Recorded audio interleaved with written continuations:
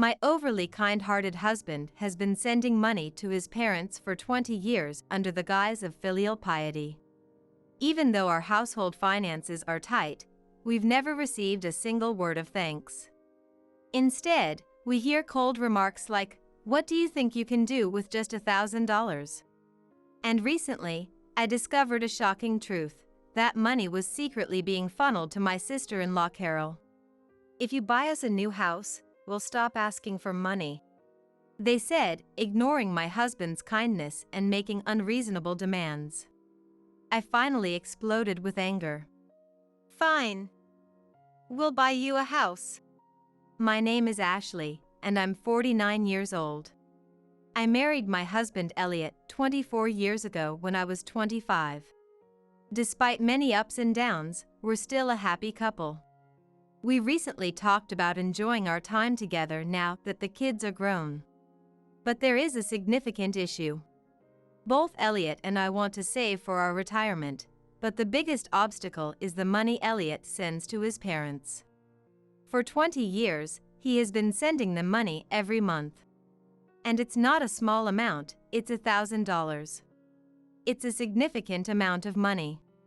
If we were wealthy, it might be different, but we both work and still don't have much leeway. Especially when the kids were younger, it was tough. During those difficult times, I asked if we could reduce or stop the payments. But they got furious, accusing us of abandoning them. Even when I explained that our children's education expenses were high, they didn't understand. "You owe everything to us. Your marriage, your children, it's all because of us. You ungrateful brats." While not entirely wrong, did they really need to hold it over our heads like that? How many times have I heard that? Elliot said he would handle it, but we're partners. I took on the task of sending the money, asking Elliot to manage our household finances. Elliot strongly opposed it, but since I earned a little more, I decided to bear the burden. We've somehow managed to get by financially. Even though I've been yelled at by his parents, they have never once thanked me. "Your income exists for us. Be grateful for how we raised you and send us money. Your useless self managed to get married thanks to us." They constantly say terrible things to Elliot. Are they really his parents? Sometimes I get angrier than him. But Elliot just laughs it off, saying, "They've always been like this." Seeing him so resigned breaks my heart.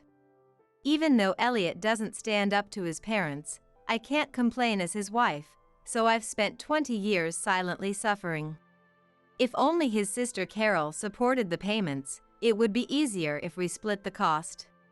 Unlike him, Carol has never been berated by their parents. On the contrary, she's adored for being beautiful and kind. "She's just like me when I was young," says Susan, his mother.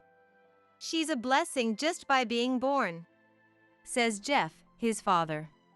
The stark contrast in treatment infuriates me. But once again, Elliot calms me down, so I've never lashed out. Isn't he too kind? I fell in love with his kindness, but he should be angrier. Elliot takes his role as the eldest son too seriously. No one cares about that anymore. I've heard him tell our son not to worry about taking care of us in the future. Maybe because he's suffered so much, he doesn't want our son to go through the same. Elliot might understand, but I don't. At least once, I wanted Susan to express her gratitude to Elliot. When we were alone, I asked her, "About the money he sends, could you occasionally express your thanks to Elliot? About the money he sends, could you occasionally express your thanks to Elliot?" Susan looked completely baffled. Then she said, "Why should I thank my son for sending money to his parents? It's what he's supposed to do. Why should I thank my son for sending money to his parents? It's what he's supposed to do." She couldn't understand what I was saying at all.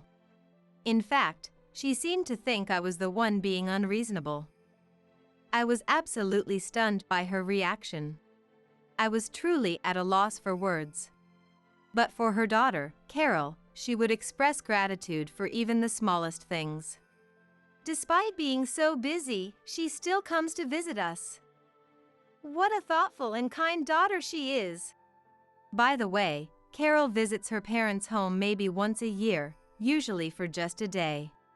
In contrast, we visit at least once a month and are frequently summoned for various tasks. Typically, we are asked to do this and that, and never once have we been thanked. Isn't such blatant favoritism shocking? However, judging from his demeanor, it seems he has been treated this way for a long time. Supporting his stories, the photo album showed a young Elliot with a sad expression. His clothes were often hand-me-downs or ill-fitting. In contrast, Carol always wore pretty, neat clothes. There were no birthday photos of Elliot, but lavish photos of Carol's birthdays were pasted in his album. He was told he had to attend public high school and wouldn't be given any money for college, so he used scholarships to get through. In contrast, Carol was allowed to go to any high school she wanted, entering a private one. She was also given money for college, but partied too much and dropped out without graduating. Her parents didn't scold her at all and just dismissed it with a "well, it can't be helped." Meanwhile, they told Elliot it was foolish to go to college if he had to repay scholarships. Moreover, Elliot was made to send money to his parents, while no demands were placed on Carol. Not that she could afford to send money, as she quit jobs easily, couldn't hold even part-time work, and ended up unemployed. Despite this, her parents still adored her. When I went to introduce myself before our wedding, Elliot's mother said, "Please give our daughter an allowance every month," leaving me speechless. After Carol got married and moved out, Elliot was commanded to send money to his parents, leaving me dumbfounded. Despite all this, Elliot didn't abandon his parents, which I found commendable rather than pitiful. Still, as someone not related by blood, I couldn't suggest cutting ties. It's a delicate and complicated issue that has long troubled me. Even during the difficult times of raising our children, Elliot continued sending money. He truly deserves some appreciation. But no matter what I say or do, Elliot's parents never express any gratitude. They firmly believe they deserve the money. One day, Susan called. Usually, his parents are completely indifferent to our lives. They don't care even when we have children. Their only concern is the money. Our children naturally grew distant from such grandparents. Whenever they contacted us, it was always for some favor or additional money. Hearing my phone ring, I had a bad feeling but reluctantly answered. "Hello. Hey. What's going on with this month's money?"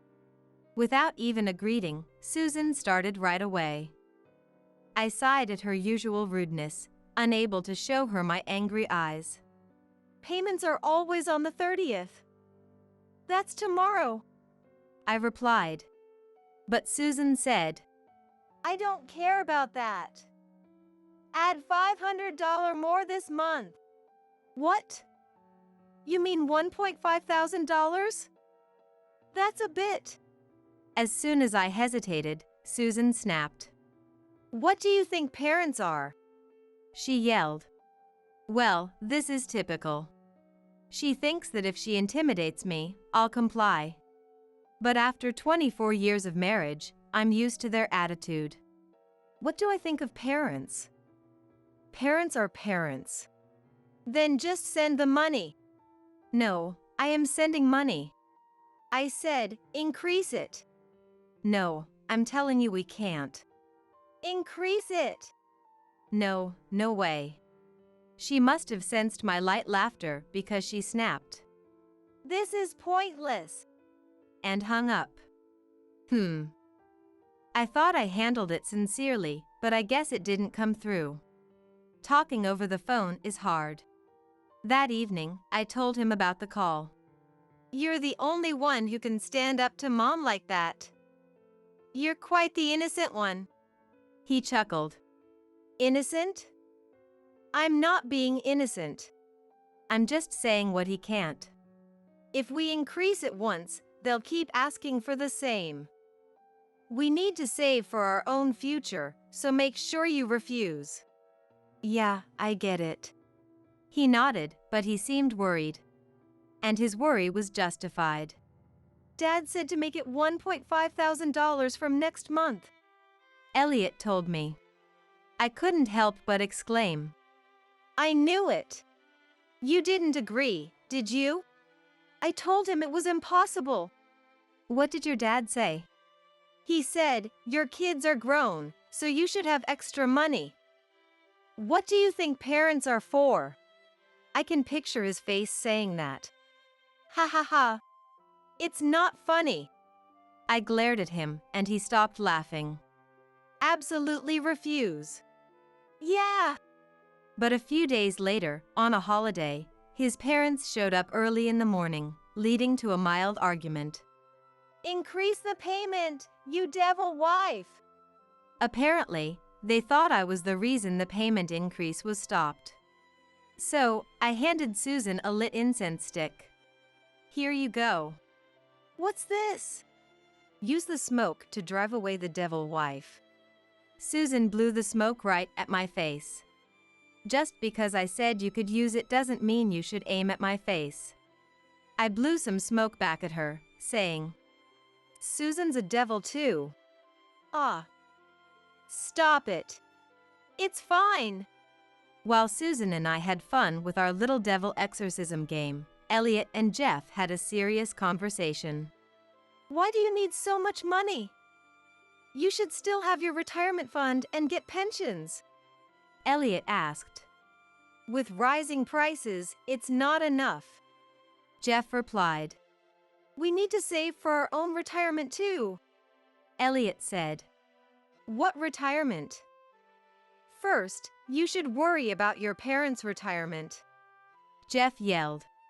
Like Susan, Jeff thought yelling would get his point across. Elliot has faced unreasonable treatment like this since he was a child. Blowing smoke at Susan, I cheered for him in my heart. Maybe my encouragement worked because Elliot stood firm. It's not possible. If you really need money, ask Carol. Oh, that's a fair point. I thought, feeling impressed. But Susan retaliated by blowing smoke in my face, so I fanned it away with a newspaper. Jeff, however, got inexplicably angry. You can't ask Carol for help. You can't ask Carol for help. She's struggling, so we thought we'd send her some money. Oh, no. Have you ever heard such a foreboding oh, no? Wait, what does that mean? I looked at Susan in shock. Elliot was also frozen in surprise. What does that mean? Were you giving our money to Carol? Elliot asked directly. What's the problem? We can do whatever we want with the money. It's my Ashley's money, right? What's mine is mine. I can spend it however I like. Then I might as well send the money directly to Carol. Why are you taking credit? Carol doesn't even know the money is from us, does she? Of course not. A father wants to look good to his daughter. Don't mess with me. Elliot couldn't take it anymore and got angry. All this time, we had been sending money for his parents. Even though it came from my salary, it was essentially our family's money. We couldn't go on vacations as a couple because we had to save to send them money. This was too much. Tears finally welled up in his eyes. These tears were more out of frustration than sadness. As his wife, I understood his feelings well. Elliot had always been treated differently from his sister. Despite that, he continued to send money for his parents, only to find out it was for their daughter. No wonder even the mild-mannered Elliot was angry. He silently cried, overwhelmed by the shock. I placed a gentle hand on his back and glared fiercely at his parents. You two are too much. For 20 years, we've been sending you money. You've treated Elliot terribly while favoring Carol, and you never even thanked us. And now you want more? This is outrageous. There was no need to hold back anymore. For Elliot's sake, I needed to be clear. Instead of being worried, they laughed. Pretending to be high and mighty over a mere $1,000.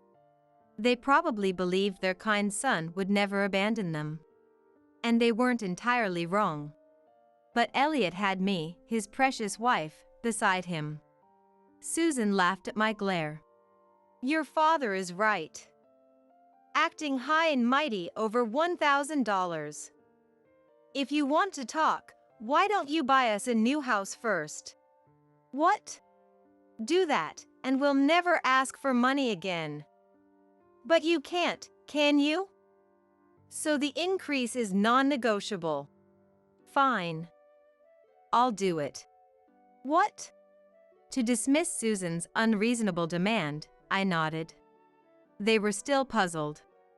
Fine. We'll buy you a house. Really? They were astonished by my words. Elliot looked at me in shock too. Please don't look at me like that. It's not a big deal, I thought, smiling confidently. A few months later, we invited them to their new house. Here it is, your new home. This will be your final residence, I said with a big smile as I showed them around.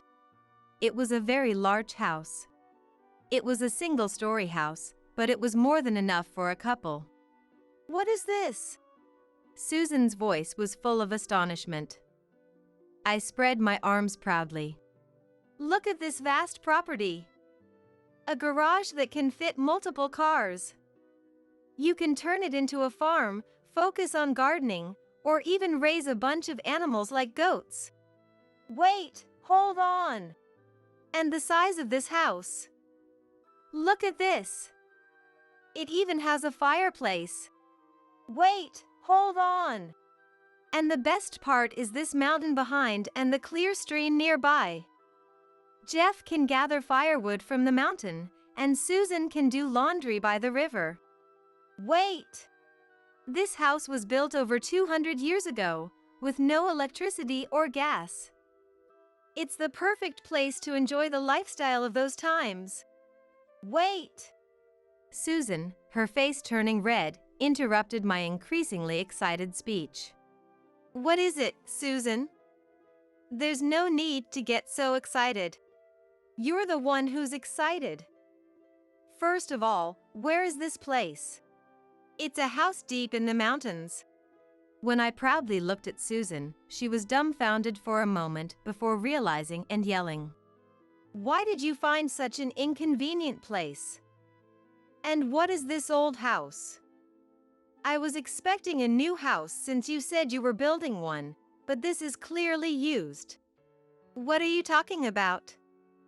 We rebuilt it using all the old materials.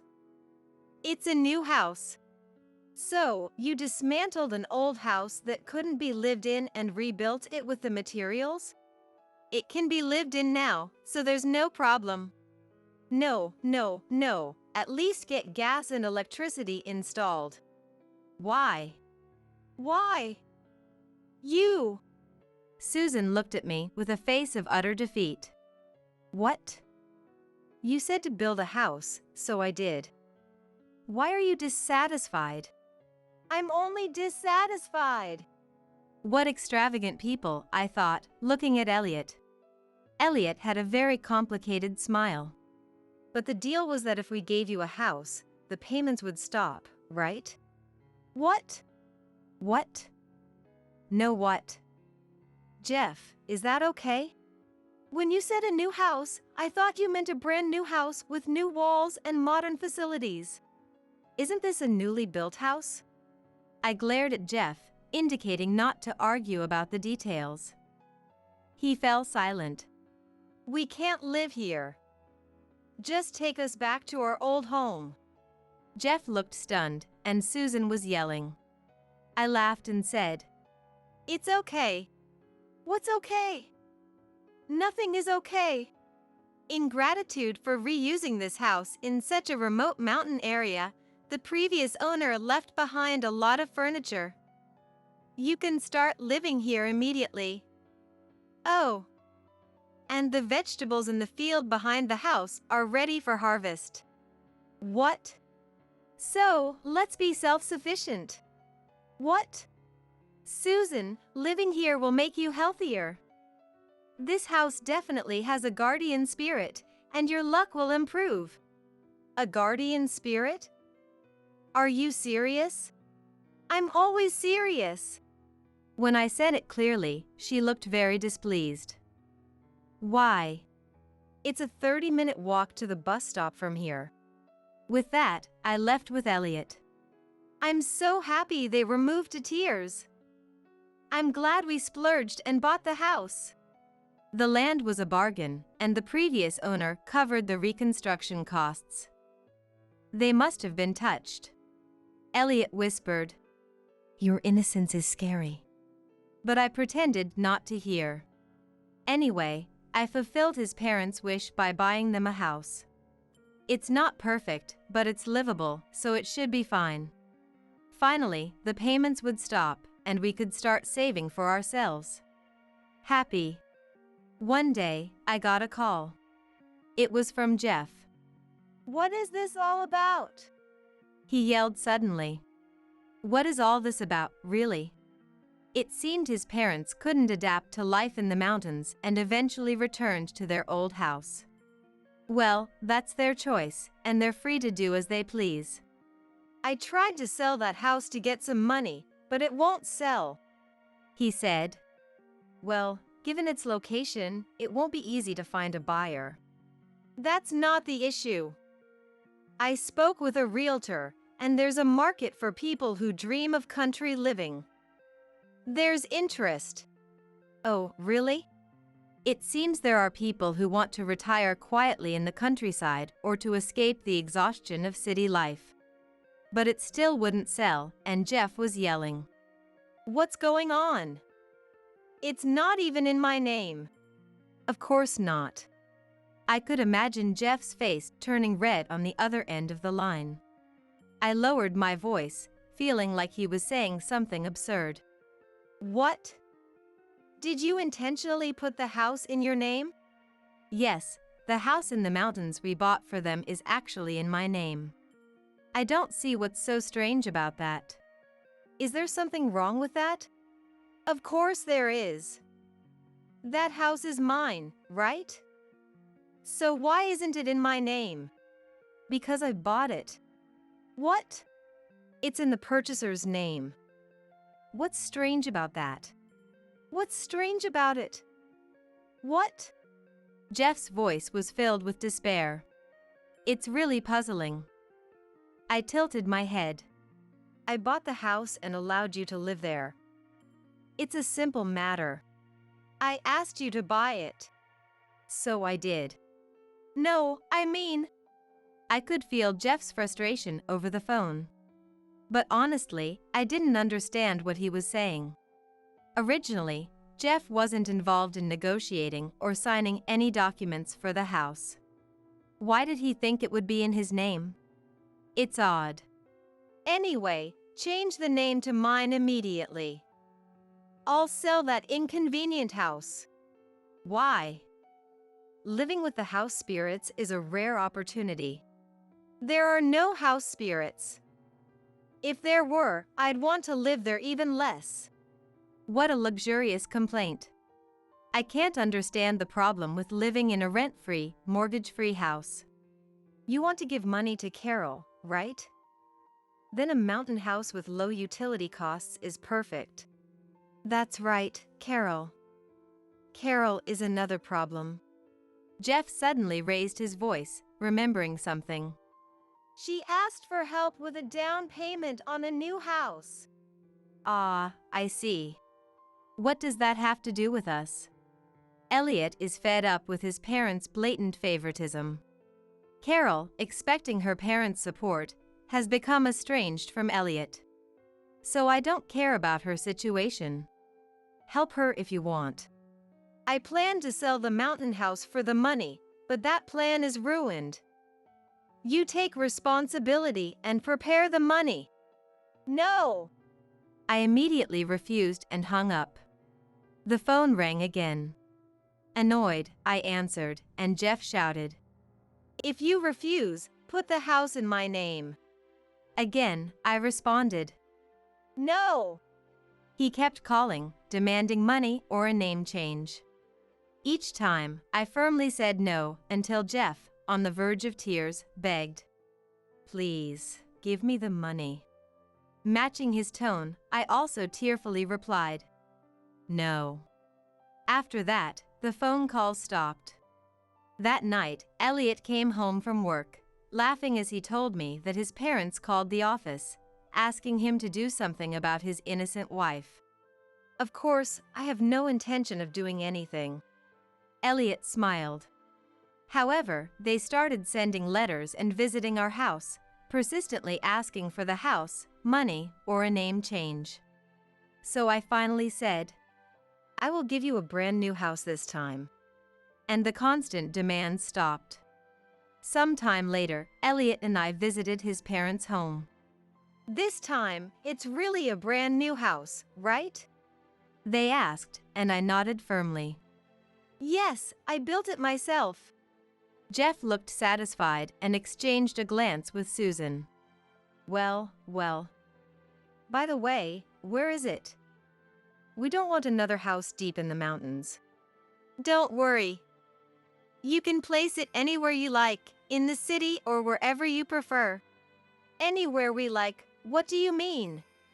Jeff couldn't understand what I was saying and asked again, with a puzzled look on his face. "So, you can place it anywhere you like?" I repeated. "Place it? What does that mean?" As they both tilted their heads in confusion, I placed the package I had secretly brought in front of them. "What is this?" Susan screamed at its size. "This is a house that will surely excite you, Mom." "Huh?" I opened the large package. What appeared was a big mansion, in miniature. "What is this? A dollhouse? Really?" Jeff was astonished. Susan's eyes widened. I puffed out my chest proudly at the stunned pair. "Isn't it amazing? I made this." "What?" "I'm good at crafts. Making dioramas is my hobby." "What?" "This is a genuine house I built. Please accept it." "What?" A dollhouse that would make any little girl overjoyed. I thought I did a pretty good job, and they were both speechless. "I'm glad you love it so much you're at a loss for words. Especially you, Mom. Enjoy playing with it and feel young again." Leaving the two at a loss for words, Elliot and I left his parents' house. They seemed pleased. "I'm glad," I said to Elliot, who once again remarked, "Your innocence is terrifying." Innocent? That's rude, it's all intentional. I didn't say that out loud but stuck my tongue out in my mind. After that, they continued to contact us about various things, but we ignored them all. Even when they showed up at our house, we continued to ignore them, and eventually, they stopped. Then, one day, a relative called. Apparently, his parents were in financial trouble and begging for money from everyone. It turned out they had sold their previous house to help Carol with her new home to impress her. They were supposed to move in with her, but lost contact as soon as they gave her the money. In other words, they were used by Carol. Like parent, like child. I wondered if Elliot was a genetic anomaly. Abandoned by their daughter and cut off by their son and his wife, they were left to beg from relatives who turned them down. In the end, they returned to the house in the mountains. Well, at least it's a shelter from the rain. I'm glad the house I bought served its purpose in an unexpected way. As for Carol, deceiving her own parents was indeed a devilish act, and it seems God noticed. Pampered and spoiled by her parents, she ended up divorced after a big fight with her husband. The reason for the fight was her infidelity. The money her parents gave her was actually used for her affair. Once again, like parent, like child. It's a mystery how Elliot turned out to be such a decent person. Maybe it's because he wasn't properly raised by those parents. Carol, with nowhere to go, moved in with her parents in the mountain house. However, there's no way the spoiled daughter and those eccentric parents could get along well. Carol, who has never worked a proper job, now relies solely on her parents' pension for a poor living. As for me, I'm free from the curse of those dreadful payments and liberated from Elliot's parents' influence, feeling like I can finally breathe deeply for the first time in a while. With some financial freedom, Elliot and I excitedly planned a trip, looking through piles of travel brochures. Ashley, I'm sorry for everything. Thank you, Elliot said, surprising me. Seeing his relieved face, I nodded with a smile. Let's spend a joyful retirement together, my love. His gentle smile, which I love so much, beamed brightly. I emerged from the shadow of the telephone pole, noticing a woman holding a long metal rod in her hand. The rod glistened in the setting sun, and my feet were frozen in fear. The woman raised the rod and screamed at me. If only you didn't exist! I turned my back and desperately ran away, but I don't remember much after that. All I recall is a strong impact on my head and the feeling of the hard ground as I collapsed. When I came to, I found myself lying on a hospital bed, with an elderly doctor peering down at me. The treatment seemed to be over, and the doctor was calm. When I asked where I was, the doctor told me the name of the hospital. That was convenient. It was the hospital where my husband, Jack, worked. I told the doctor my husband's name and pleaded. I'm his wife. Please call my husband. However, the doctor replied, There's no such person here by that name. No such person? What does that mean? I was struck by a headache and anxiety. I couldn't help but feel as if I had wandered into a different world. I'm Maggie. I'm 36 years old. And I work as a clerk at an advertising agency. I met my husband, Jack Davis, through an introduction from a salesperson at a printing company. Jack is a doctor, with a charmingly bright smile. His hobby is volunteering. And during our courtship, I joined him several times in activities like cleaning up the town. Jack would often say, It feels so good to sweat for someone else's sake. Don't you think so, Maggie? I would agree, saying, Meeting you and learning the fulfillment of volunteering has been wonderful, Jack. Jack spends most of his earnings on donations and volunteering activities. Because of this, he frequently runs out of money and sometimes asks me for financial help. He clasps his hands together apologetically and pleads with me, saying, I'm having a tough time again this month, so please. I have great respect for Jack's philanthropic spirit.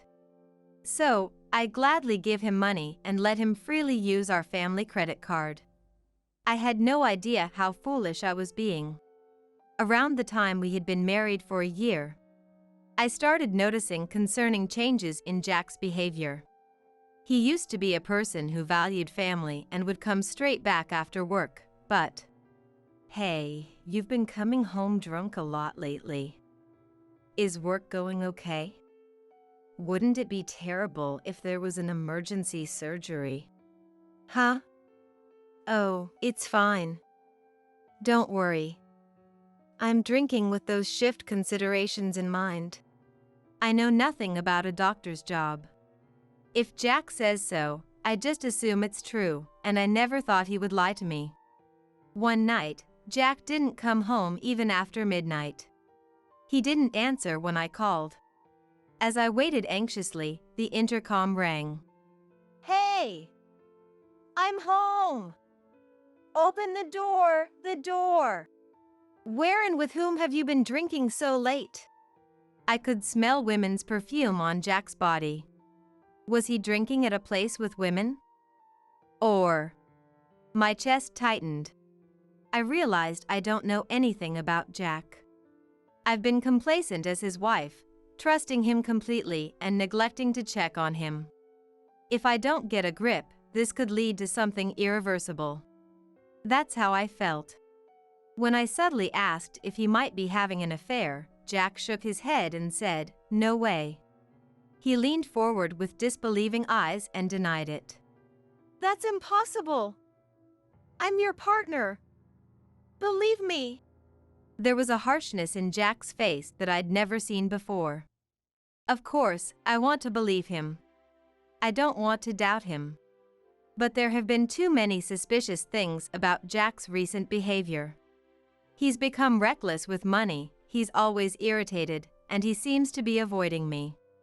One day, I was at a loss for words when I saw the statement for the credit card Jack had used. It was filled with the names of high-end bars and restaurants. There were also traces of him purchasing several expensive branded shoes and bags for women.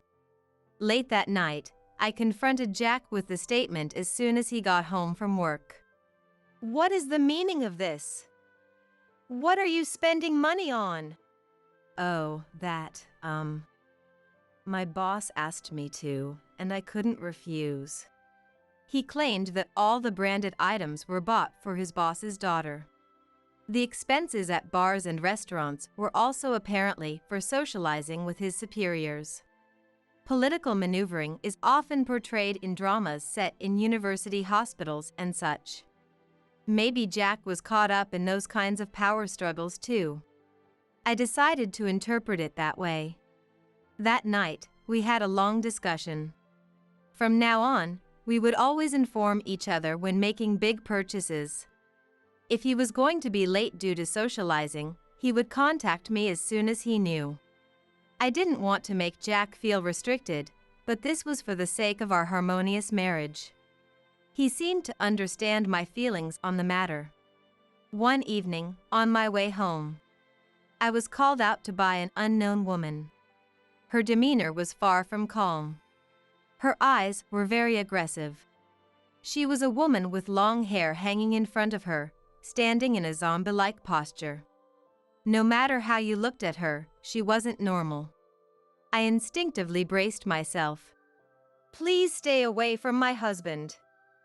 You're really causing trouble for us." "Husband? I don't quite understand what you're saying." "Don't play dumb. You know I'm talking about Jack." There was also a boy who looked about 10 years old behind the woman. He was glaring up at me. I became incredibly frightened. Of all days, there was no one else around on the evening path home. I had to get away from here immediately.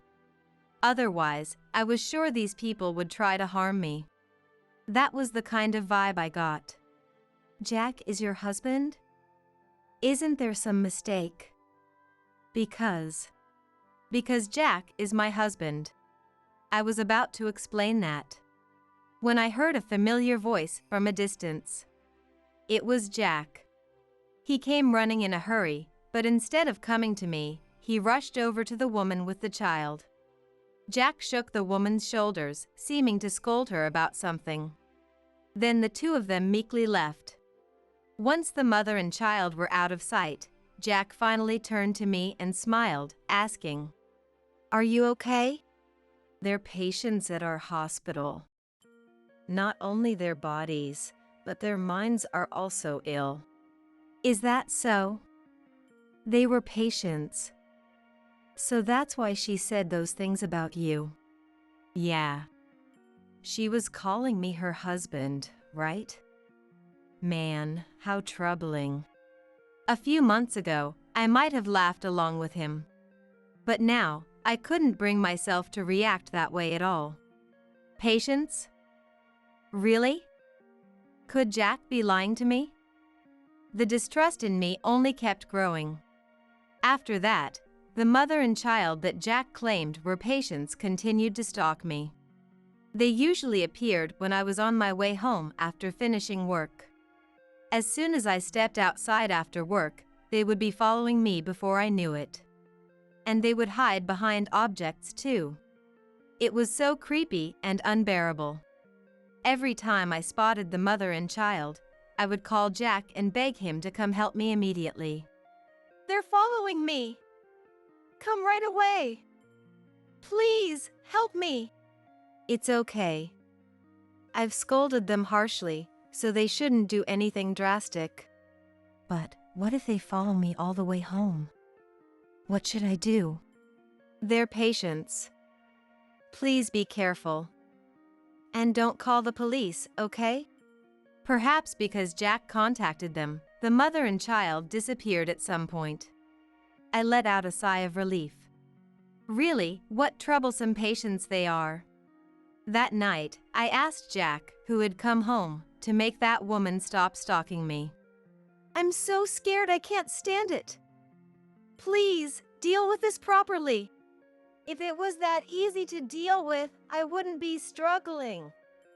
Try to understand. It takes time. Think about my feelings too. Isn't there any other way? Anyway, I'll give them a stern warning. That's all I can do for now. Jack sighed, telling me to be patient. I wonder if he understands how scared I am. Ever since that woman started appearing, the gap between us as a couple has been growing. I couldn't help but feel that way. My anxiety and distrust keep building up. I've started to feel a strong sense of danger. But Jack won't take any effective measures. Maybe it's because of the doctor-patient relationship, but he seems to only care about her. Who on earth is that woman? I desperately wanted more information. But if I try to ask Jack, he'll probably refuse, saying he has a duty of confidentiality. After much deliberation, I decided to consult my younger brother Kenny, who had just become a lawyer this spring. When I met him at a cafe and explained the situation, Kenny furrowed his brows and showed me sympathy. That must have been a scary experience. A patient under Jack's care. She seems to be convinced that she's Jack's wife. So she thinks you're Jack's mistress and is telling you to break up with him? And she even has a child. That's right. The child is probably around 10 to 12 years old. I wonder what that child thinks of his mother's abnormal behavior. If I could get him on my side, maybe the situation would change. Kenny and I considered several countermeasures. But we couldn't find any effective means. The fact that she was Jack's patient and in a position to be respected limited our actions. I guess reporting it to the police is out of the question. It could end up causing trouble for Jack. But I'm living in fear too, you know? Are you telling me to just stay quiet like this? There's a limit to how much you can endure. In the end, I parted ways with Kenny without finding a good solution. That night, I belatedly reported to Jack that Kenny had become a lawyer. I had been so unsettled by that woman that I had completely forgotten to tell Jack. I met Kenny today. I forgot to mention it, but Kenny became a lawyer. What? Oh, is that so? Now that you mention it, he did say he wanted to become one. Jack seemed to remember Kenny's dream, even though they're usually not close. But at that moment, Jack's expression looked somewhat strained. He wasn't wholeheartedly happy for him. I couldn't help but feel that way. It was a Friday. I remember the sunset looking unusually red. I was hurrying towards my car in the parking lot as usual. Suddenly, I sensed someone's presence behind me. Someone was following me. It's that mother and child. I knew it instinctively. I mustered up my courage and turned around. Enough already! What do you want with me? I regretted it immediately. because the other party's demeanor was not normal. The woman who emerged from behind the pillar was holding a long rod. It was a metal rod, as if taken from some construction site. The child still hadn't come out from behind the pillar. He seemed to be frightened by his mother's abnormal behavior. My feet were frozen and I couldn't move. She raised the rod and attacked me. If only you didn't exist. I turned my back and ran away, but I don't remember much after that. All I remember is the strong impact on my head and the feeling of the hard ground. When I came to, I was lying on a hospital bed. An elderly doctor was peering into my face. Is the treatment already over? The doctor doesn't seem to be in a hurry. When I asked where I was, the doctor told me the name of the hospital. How convenient. It's the hospital where Jack works. I told the doctor his name. I'm his wife. Please call my husband. Dr. Davis from the surgical department. There's no such person here by that name. What? No such person? What does that mean? I was struck by a headache and anxiety. It feels like I've wandered into a different world. There's still no contact from Jack. No calls or emails. On a sudden impulse, I decided to contact Kenny and ask for his help. During my hospitalization and after my discharge, I refused to meet with Jack. Because Kenny investigated and told me facts that were reason enough. I had Kenny go and get a change of clothes for me, and after leaving the hospital, I went back to my parents' house. Jack called and emailed me many times, but I ignored them all. I can no longer trust a single word he says. I was furious. To break things off with that liar, I called him out to a cafe. Hey, Maggie. How are your injuries? You went through something terrible. Jack showed up with Kenny grabbing him by the scruff of his neck. He seems to have some idea of what he's about to go through. Jack's face was pale, and there was no trace of his usual lively demeanor. Ignoring the faintly smiling Jack, I thanked Kenny for going out of his way to bring him here. Thanks, Kenny. Sorry for always asking you to do such troublesome things. I'm fine. Be careful, you don't know what this guy might do. Hey. Kenny, cut it out. You're making me sound like some kind of criminal. But you are a criminal. Jack, you're a con artist. Not a doctor or anything. That's right, Jack was not a doctor. I had Kenny investigate thoroughly, so there's no mistake.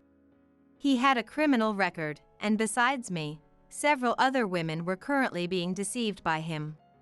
That child turned out to be Jack's son after all. The worst kind of liar who ruined many people's lives. That was my husband, Jack. Can you explain everything clearly, in your own words? Here. How about somewhere else? Can't we do this at home? It's better to have people around. I don't want you resorting to violence. Even as I tell him to explain, I already know a lot about Jack. Kenny's investigation was thorough.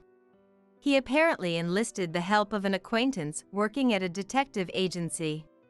The reason I deliberately chose a cafe today was to make Jack talk. Of course, this exchange is being recorded. Eventually, I plan to turn Jack over to the police.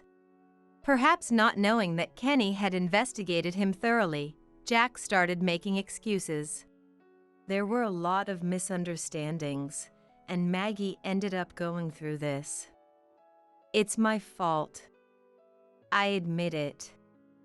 Let me apologize. I'm really sorry. Can you stop? There's no way I'll forgive you. I don't need your empty apologies. Spit out everything you've done up until now. We'll talk after that. Shall I help you if it's hard to say? As I mentioned earlier, you're not a doctor. The medical license you carry is a forgery. Isn't that right? Jack bit his lip and hung his head. He had been faking his identity. He was pretending to be a doctor when he wasn't one. I can't forgive him when I think about how I was deceived all this time. I despise Jack for lying so nonchalantly, as if it was as natural as breathing. Did you also lie to people other than me, claiming to be a doctor? Yeah. To most people. I'm appalled. Did you actually perform medical procedures while pretending to be a doctor? Jack faltered. He seems to be on guard. He probably thinks he shouldn't say anything reckless. The law states that no one except doctors can perform medical procedures. If he had been pretending to be a doctor, he would be arrested immediately. If you lied about being a doctor and performed medical procedures, it's a violation of the Medical Practitioners Act. It's punishable by up to 3 years in prison, a fine of up to $10,000, or both. You're going to report me. That's what you're planning, right? Please, spare me. We're family, aren't we? I'm ashamed of myself for becoming family with someone like you. Don't you think so too? You liar. You've been deceiving me all this time. Deceiving me while continuing to withdraw money. In this 1 year of married life, Jack has depleted my savings by over $20,000. Jack's own wallet hasn't been hurt at all. Of course, since he's unemployed to begin with and has no savings. It was a lie that he worked as a doctor and devoted most of his monthly salary to volunteer activities. He never participated in charity work except when he was with me. Of course, he didn't make any donations either. He was a parasite who withdrew small amounts of money from several women, including me. That's the kind of man he was. Just so you know, you have nowhere to run anymore, got it? You'll have to return all the money you stole from Maggie. And of course, you'll have to return it to the other people too. All of it. But I don't know how much I used. You don't know? That can't be true. I've been properly keeping track of when and how much money I withdraw from my account and for what purpose. I'm sure the other women have been keeping similar records too. It's precious money they earned by working hard. Unlike you who just spends it. Jack shrank back as Kenny glared at him. He doesn't seem to have any intention of making excuses about the money. Confess all your crimes up until now, right here. When Kenny strongly pressed him, Jack finally started talking. However, the content was not what we had expected. I want you to listen calmly. It's true that I'm not a doctor. Not yet. Not yet? Are you trying to say that you might become a doctor in the future? I've been studying all this time with the aim of becoming a doctor. I'm really sorry for not being able to tell you until now. I apologize for that. I'm serious about this. I'm in the middle of aspiring to be a doctor. If that's the case, why do you need to study in secret? Jack faltered again. His expression is serious, and at first glance, it seems like he's trying to answer honestly. But Kenny and I already know. Jack is desperately trying to come up with excuses. Jack apologized, saying that he couldn't be honest with me until now because of his own weakness. I'm a pathetic man with high pride and no real ability. I thought if I lied about being a doctor, Maggie would notice me. I wanted to marry Maggie no matter what. So you lied? To get me to notice you? You thought I was the kind of woman who chooses partners based on their titles? That's not what I meant. I mean, if there was a doctor and a man who wasn't, any woman would choose the doctor, right? That's how it is, isn't it? By the way, where were you studying? Can you tell me everything honestly? At Kenny's request, Jack slowly began to explain. He says he often goes to cafes to study during the day. He also uses private libraries and applies for permission to use university libraries. Jack said that changing locations on different days increases his motivation. I let out a big sigh. I can't believe he can tell one lie after another like that. Jack doesn't seem to fully understand that we've already investigated everything. Hey, please, enough already. Stop lying. What? I'm not lying. I really am. Really what? Studying? At cafes and libraries? But we never saw you doing that even once. Kenny started laying out photos on the table. They were secretly taken photos of Jack's daily activities. Jack's face turned pale as soon as he saw the photos. He finally seemed to realize how cornered he was. I asked Kenny to investigate what kind of things you do on a daily basis. You didn't notice at all, did you? I hired an acquaintance's detective agency to investigate. I thought it would be bad if you noticed the tail and became cautious.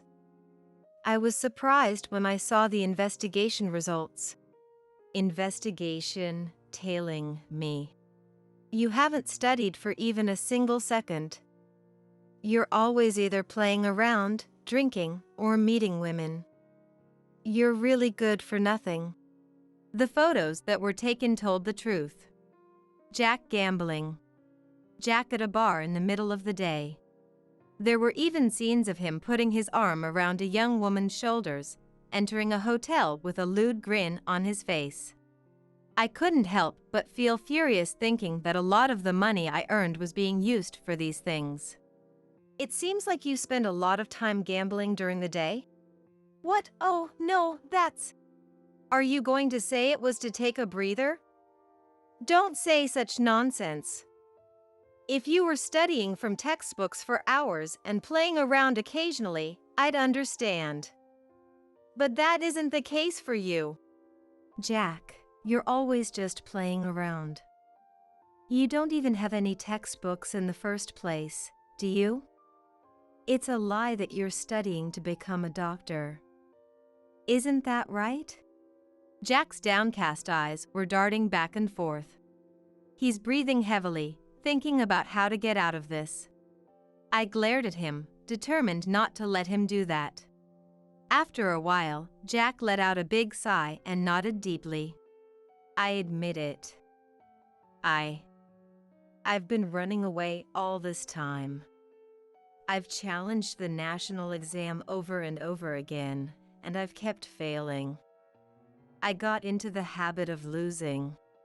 So you're insisting that you're aiming to be a doctor, no matter what?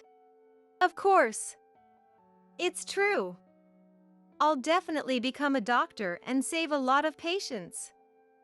But for that, I need the support of my family. Jack apologized to me profusely. His attitude was as if to say he was truly remorseful. He apologized to me tearfully, saying he was sorry for everything up until now. Forgive me for being too weak to tell the truth. I'll have a change of heart from now on. I'll study more and more seriously and definitely become a doctor. Jack. It's okay, I understand. You understand. Jack's expression disappeared when he looked at me. It was because he noticed the presence of a certain woman. She was standing next to our table, looking at Jack. I gestured to her and had her sit in the seat next to me. Of course you know who this is, right? It's Nina. Jack, your wife. That's what I thought. Until recently. Jack shuddered at Nina's anger-filled voice. There are other women besides me whose lives have been ruined by Jack's lies. Among them, I think it's safe to say that Nina was toyed with more than anyone else. After all, for years, she was made to believe that she was the legal wife. What, Nina? Why are you here? I received a call from Kenny over there and heard the detailed circumstances. I checked all the security cameras around where Maggie collapsed, with the owner's permission, tracked down Nina, and contacted her.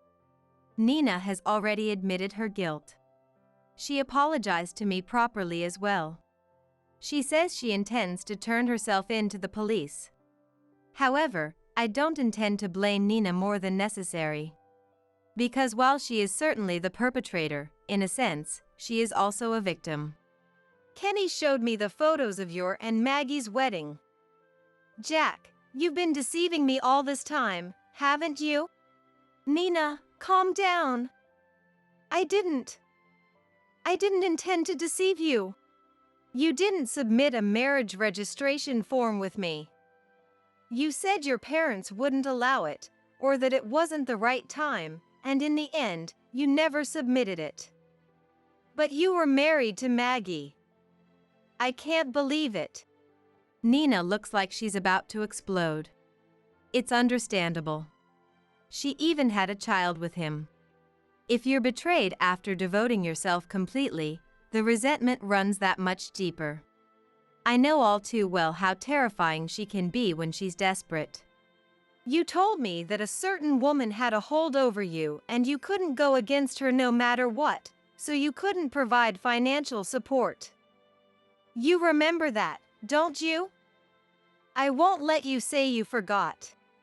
Oh, did I say something like that? My memory is a bit hazy. That's exactly why Nina attacked me in desperation. To free you from me. After hearing the details, I was so shocked. Of course, right? Normally, you wouldn't think that your husband was in a common-law marriage with another woman and even had a child with her. Jack, at a loss for words, was only trembling. He must be shocked that I've noticed everything. Nina believed Jack's lies and was compelled to take action. To protect the future of her child. If only I were gone, he could become a proper father. That's what Jack reportedly told Nina. If I were in the opposite position, financially on the edge, I might have followed the same path.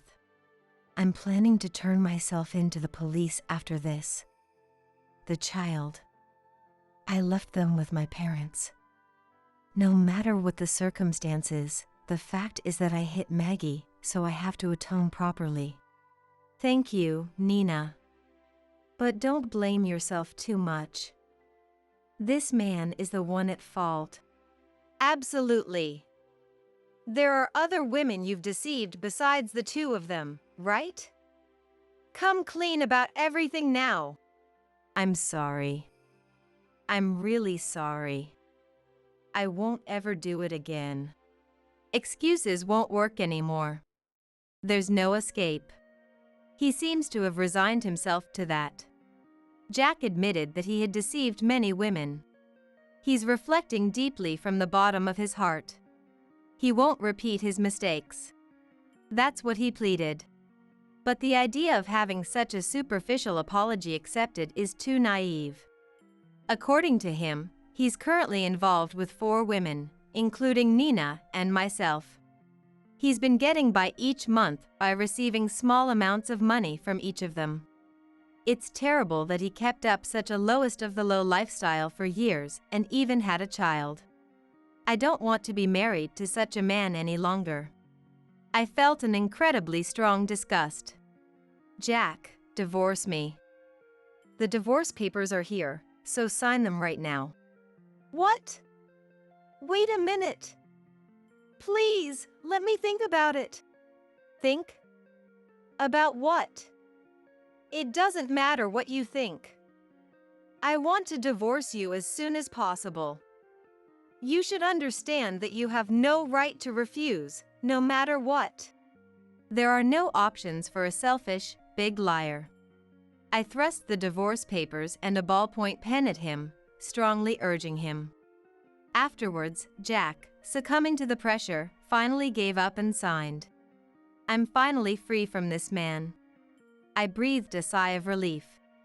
Jack's shoulders slumped, and he apologized again to Nina and me for everything up until now.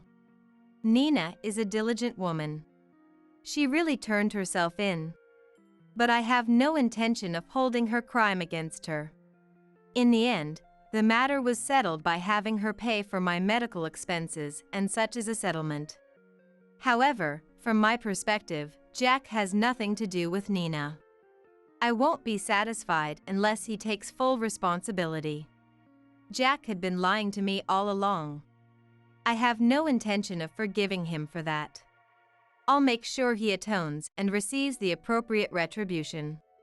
With Kenny's help, I filed a claim for damages against Jack. I have a clear grasp of the total amount of money I've given Jack so far. Of course, I didn't forget to add that to the compensation in the divorce trial. The unemployed Jack has no ability to repay. How can such a person pay a large sum of money all at once? Illegal lenders. There's no other way than to borrow from a company that lends to customers with issues. Jack started part-time jobs to repay the debt. He was even juggling 3 of them. I think he naturally intended to pay it back. But that was only at first. He, who had been living a life of leisure, couldn't quit his fun after all and fell behind on payments many times. As a result, he ended up being collected on by illegal lenders. As is well known from movies and dramas, debt collection by illegal lenders is extreme and malicious. Jack was persistently called in the morning, afternoon, and evening, and apparently they even contacted his part-time job. Of course, they also barged into the small apartment where he lived and pounded on the door. I heard from Jack himself that they camped out in front of his room, and he had a hard time getting out. He appeared in front of me after work and had the audacity to ask me to pay attention to him. Please. I'm really in deep trouble now. My life is at stake. Those guys are incredibly persistent. They post my personal information online, put up flyers in the neighborhood. So what? It's your fault for not paying back your debt, isn't it? Stop playing the victim. And in the first place, why did you have to borrow money? That's, of course I know. It's because I did terrible things to you and Nina. If you know, then never show yourself in front of me again. I could contact the illegal lenders right now. Shall I? Jack jumped up and ran away. That was the last time I saw him. I only know about what happened after through rumors. Bad rumors. They say he was caught by the illegal lenders and is being forced to work overseas. I don't know if it's true, but he deserves at least that much for what he's done. I hope he suffers for a long time and continues to regret what he's done up until now. Afterwards, I got a new boyfriend through Kenny's introduction. Apparently, he also has a past of being betrayed by a partner and carries painful memories. He says if I'm okay with it, he wants to date for a while and get married if possible. He really likes me, and I definitely want to respond to his feelings. Because of Jack, I even got injured on my head. I'm sure I'll never forget this grudge for the rest of my life. But thanks to that, it's also true that I was able to meet a wonderful new person. In life, misfortune and good fortune come alternately. From now on, I'm going to live with a broad perspective so as not to be swayed by the events in front of me or the circumstances around me. That's how I spend my days thinking now. Our son is going to live with you, Mom. Even if he's sick, being with your grandchild every day is a blessing, right? The voice of my son on the phone dripped with malice, as if mocking me. I hugged my grandson tightly, covering his ears so he wouldn't hear that voice. My grandson, who just turned 7, was recently taken to the hospital. There, he was diagnosed with a certain illness, and my son and his wife left him at my house. Coming home from work, I found my grandson sitting dejectedly at the entrance. My heart nearly leaped out of my chest. He told me himself, I was abandoned by mom and dad because I'm sick. I wish they could understand how I felt. I immediately called my son. What followed was a brazen declaration of abandonment. My daughter-in-law, likely beside my son, let out a vulgar laugh, saying, "We don't want to catch his illness. Let the short-lived elderly take care of him." She hurled insults worse than my son's and cut off the call with a harsh laugh. The phone, abruptly disconnected, never connected again. Looking at my trembling grandson in my arms, I made up my mind. I will raise him. First of all, my name is Frida. I'm 57 and a company employee. I married my husband at 22 and gave birth to our son, Morty, the following year. My husband adored Morty, and the three of us lived happily together. He's so adorable. I'm so happy such a cute child was born to us, my husband would say, holding Morty and beaming with joy. But that happiness didn't last long. When Morty was 2, my husband suddenly fell ill and passed away. I was heartbroken, but I had no time to grieve. I had to raise Morty alone. From then on, I worked tirelessly, raising Morty as a single mother. I never remarried. Luckily, I had been a full-time employee since before marriage, so I managed to raise Morty without financial struggles. Now Morty is 34. He works as a company employee in a general business, but Morty has always been somewhat flighty and easily influenced. He got his current job because a college senior suggested it, and he just went along with it. When Morty was 26, he married a woman his age named Maya. Maya was very strong-willed, and I never had a good impression of her even during their dating days. For instance, Maya would frequently visit our house but never once said hello or goodbye. I gently brought this up to Maya at one point. "Maya, it's great you come to visit, but I'd appreciate it if you'd say hello when you arrive." Maya reacted defiantly, visibly annoyed. "What? You don't have the right to tell me what to do. I'm a guest here. I'm doing you a favor by visiting. It's really unpleasant to be told such arbitrary things." I was stunned by her brash response. Morty, on his part, would say things like, "Mom, don't be so stiff." I thought it was common sense to greet when visiting someone's home, but it seemed not to apply to Maya.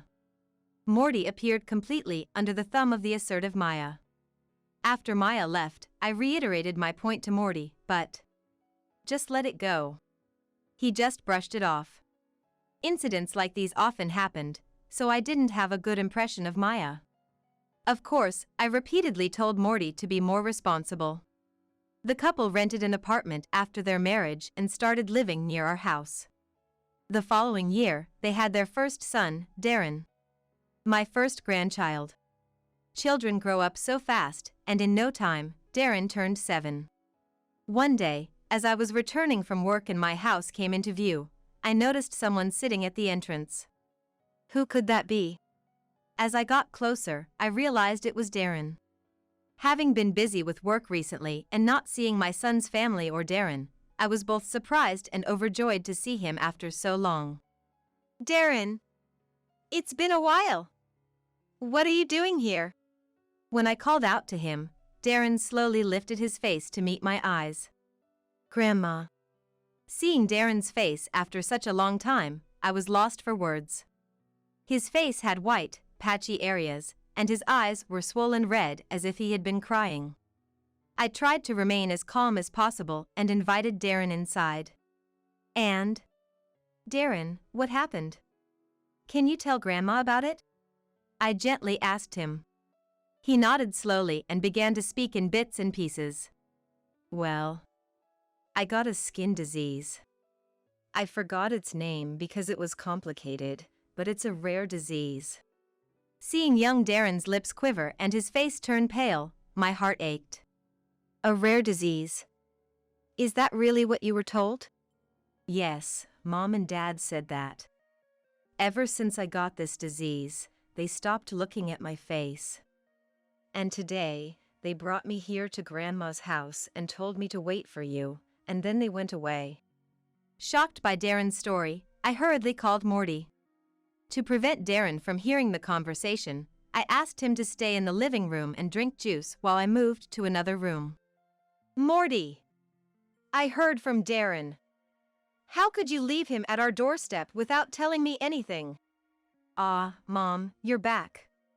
Yeah, Darren has this rare disease called pityriasis simplex. It's really troublesome. Pityriasis simplex. I remembered hearing that name before. I had seen a feature on it on TV once. Wasn't it just white spots? White spots are common in children and not a rare disease. Is it really a rare disease? The dermatologist said it's pityriasis simplex. It's a complicated name, so it must be rare, right? So, since we could catch it too, Maya suggested you should raise him, and I agreed. So, Mom, please take care of Darren for us. Thanks. What? You call yourselves parents? That's so irresponsible. I shouted in anger at Morty's outrageous statement. Then Maya took over the call, and her shrill voice echoed. Morty and I are still young and have our lives ahead of us. It would be terrible to catch such a creepy skin disease. So let the short-lived elderly take care of him. Bye. With that unilateral shout, the call was disconnected. Stunned, I quickly took out a book from the bookshelf that listed various diseases and their treatments and looked up pityriasis simplex. Thank goodness. It's just white spots. He'll be fine. The research confirmed that pityriasis simplex was not a rare disease and, with proper treatment, could be cured in most cases. I felt relieved and simultaneously furious at my selfish son and daughter-in-law. I realized they had abandoned Darren at our house, assuming it was a rare disease from its complicated name. How selfish of them. I will definitely raise Darren well. I muttered with determination and returned to the living room. I smiled at Darren, who looked anxious. Darren, don't worry. Your illness is curable. Let's go to the hospital together tomorrow. Really? Darren, thinking it was incurable, lit up. Yes, it's not a rare disease, so don't worry. And Darren, from today, you'll live with Grandma. It's okay. I'll make sure you're happy. Let's live together happily. Darren looked a bit bewildered, but then nodded. Thank you, Grandma. And smiled. Time passed, and 9 years went by. I turned 66, and Darren became 16. During these 9 years, I couldn't make any contact with my son and his wife. Darren, in his teenage years, didn't talk much lately but grew up kind, occasionally cooking meals. Now retired, I support Darren with my pension and retirement funds. Then one day, my son and his wife, who disappeared 9 years ago, suddenly appeared at our home. What do you want now, after all this time? I coldly confronted them at the entrance.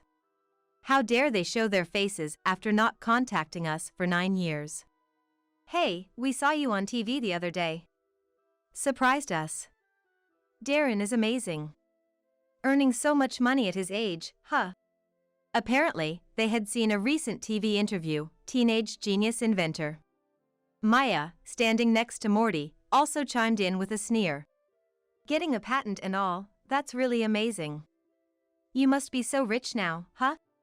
Indeed, Darren was skilled at inventing, and he had recently obtained a patent. It was clear from their attitude that Morty and Maya believed Darren was making money from his patent and had come here today with that in mind. They hadn't expressed any concern for Darren, they only talked about him becoming rich. They're still the worst couple. Then Darren appeared behind me. He must have heard our conversation. Hey Darren. We've come to take you back. A son is a son, even if he suffers from an illness. Let's live together again with your dad and mom. Morty's exaggerated behavior was almost laughable. To this, Darren responded coldly. Huh? Who the heck are you? Darren, now a high school student, was old enough to understand the situation. He realized from the conversation that his parents were after money, and felt no attachment to them, having been abandoned. Morty and Maya seemed taken aback by Darren's indifferent attitude, but quickly regained composure and started talking fluently. Darren is sick, so his life will be tough. That's why Maya and I will support him, Morty declared. What? After you abandoned me, you have the nerve to act all fatherly now? Don't pretend to be a dad. Darren, having listened to them for a while, clicked his tongue in disgust and scoffed. I was also astonished that they still mistakenly thought Darren had a rare disease. Darren's face had completely healed. Morty, Maya, you've been mistaken all along. Darren doesn't have a rare disease. Pityriasis simplex is just white spots, common in children. Darren completely recovered in about a year. Stunned by my explanation, Morty suddenly changed his attitude and shouted, "We've been tricked! Screw you! Why didn't you tell us something so important?" Maya followed suit. "We were kidnapped by an old woman. You've taken our child for 9 years. Give back our child, Frida, you old kidnapper," and cursed at me. Ignoring their rants, Darren quickly took out his mobile phone and called the police. The police are on their way. And just so you know, getting a patent doesn't mean you become rich instantly. You need companies to use the technology, and only then do you get patent fees.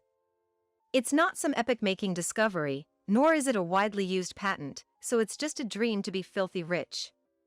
The money I've received so far has all gone to materials. So, I don't have any money.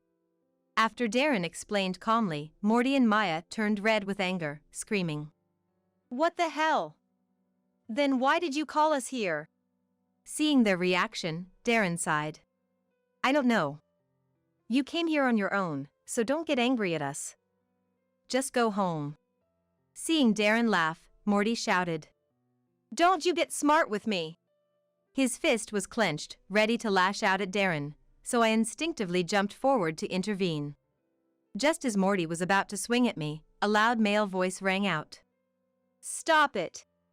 A police officer was outside the window. He had seen Morty about to hit Darren through the curtain and acted quickly. While his shout startled Morty, another officer quietly entered from the entrance, stepping between us and Morty. Morty waved his open hand, feigning innocence. He then sneered at Darren. "You might be an inventor or whatever, but don't get cocky. Live with that old woman for the rest of your life." With that parting shot, he left. The police asked if we were okay, and we said yes. After explaining the situation, we were advised not to let my son and his wife into our home again, and I nodded in agreement. The police reassured us they would help if needed, leaving me relieved. After the police left, I asked Darren, "Are you okay?" Concerned about his mental state. I knew he must be hurt, even if he acted tough, after being treated that way by his biological parents.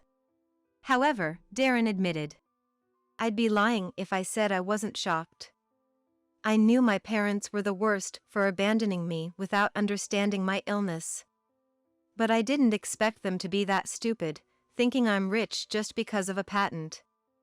All those nice words, thinking I'd agree to live with them." He sighed deeply, clearly displeased, and ruffled his hair.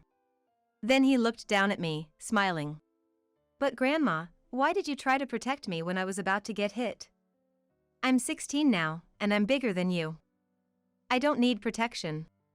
He asked me as if he was dumbfounded, which left me dumbfounded. "What are you talking about? No matter how old they get, you want to protect your kids. Their size doesn't matter." Darren groaned softly, then turned away. "I'd hate it more if you got hurt," he said gruffly, heading to his room. It seemed he was worried about me. I felt happy, realizing how kind Darren had grown. After that, I quickly contacted a certain person. A few days later, I went to the house where my son and his wife currently lived, accompanied by a certain person. When I rang the doorbell, Morty opened the door lazily and was shocked to see me and the person beside me. "Lean! Why?" The person next to me was Lean, Morty's friend. Morty's voice startled Maya, who also came from the back. "Lean!" Her face turning pale. Ignoring me, the couple was visibly shaken by Lean's arrival. "Long time no see, Morty, Maya." Lean greeted them, and Morty, looking agitated. "How did you find this place?" he asked. I answered his question. "When you came to our house the other day, you mentioned to Darren that you now live in a single-family home in this town." I didn't miss that. "But how did you find this specific house with just the town's name? We didn't give you any detailed address." Morty exclaimed in panic.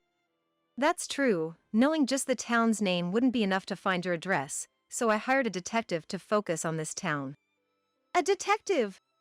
"Yes, and it didn't take long for them to find you. Then, I contacted Lean and we decided to come see you together today." "Using a detective is cheating. That's no different from stalking." Lean glared at Morty. "I've got nothing to say to fraudsters. Anyway, Morty, Maya, return the money I lent you." Lean's stern voice filled the room, causing the couple to tremble. Lean, a friend of Morty's, had lent them money.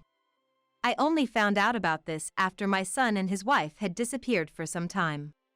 Lean came to my house to consult about lending them money and not being able to contact them anymore. He came all the way to visit me, wondering if they might have returned to a parent's house due to financial struggles so bad that they had to run away to avoid paying him back, and asked me to let him know if I ever found out their whereabouts. You two told Lean that Darren had a rare disease and you were in a tight spot financially, and got $5,000 from him by playing on his sympathy." My words made my son and his wife look down, trembling. "It wasn't just Lean, you did the same thing with others, borrowing money here and there. Then, when repayment became difficult, you abandoned Darren at our house and disappeared without paying back anyone, exploiting people's kindness for your own gain.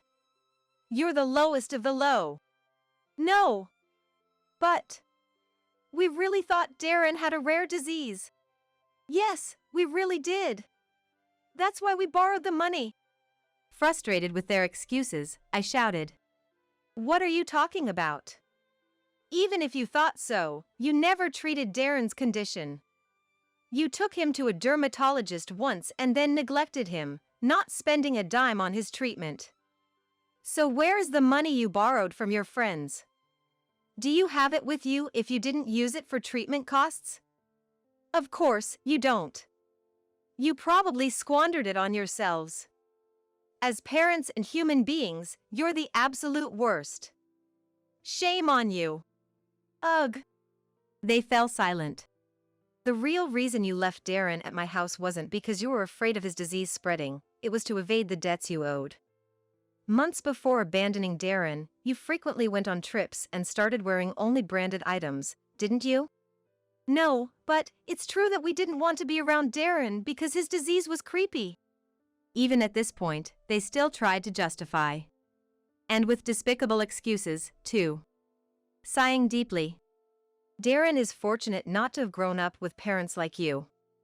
He might have ended up with a twisted personality because of you. I'm so glad he has grown into a kind and admirable young man," I said. My son and his wife made sullen faces, not seeming convinced. Lean said sternly to the two, "I have a good idea who else you've defrauded, so I'm planning to contact them and start a class action lawsuit. You better be prepared." "A lawsuit? Wait a minute. Isn't that a bit too drastic?" "Too drastic? Not at all. Unless you can repay right now all the money you borrowed from me and others, which I guess you've already spent, right?" Lean pressed. My son and his wife were speechless. "I never imagined being betrayed by a longtime friend like you, Morty. I became distrustful of people for a while after you two disappeared. I will never forgive you," Lean said, glaring at them with hatred. I told my son and his wife, "Don't worry about Darren. He's a high school student now, capable of making his own decisions. Please don't contact him anymore." I was firm in cutting ties with them. Months later, despite being threatened, Morty and his wife still hadn't repaid the money. They were sued in a class action by the people they owed.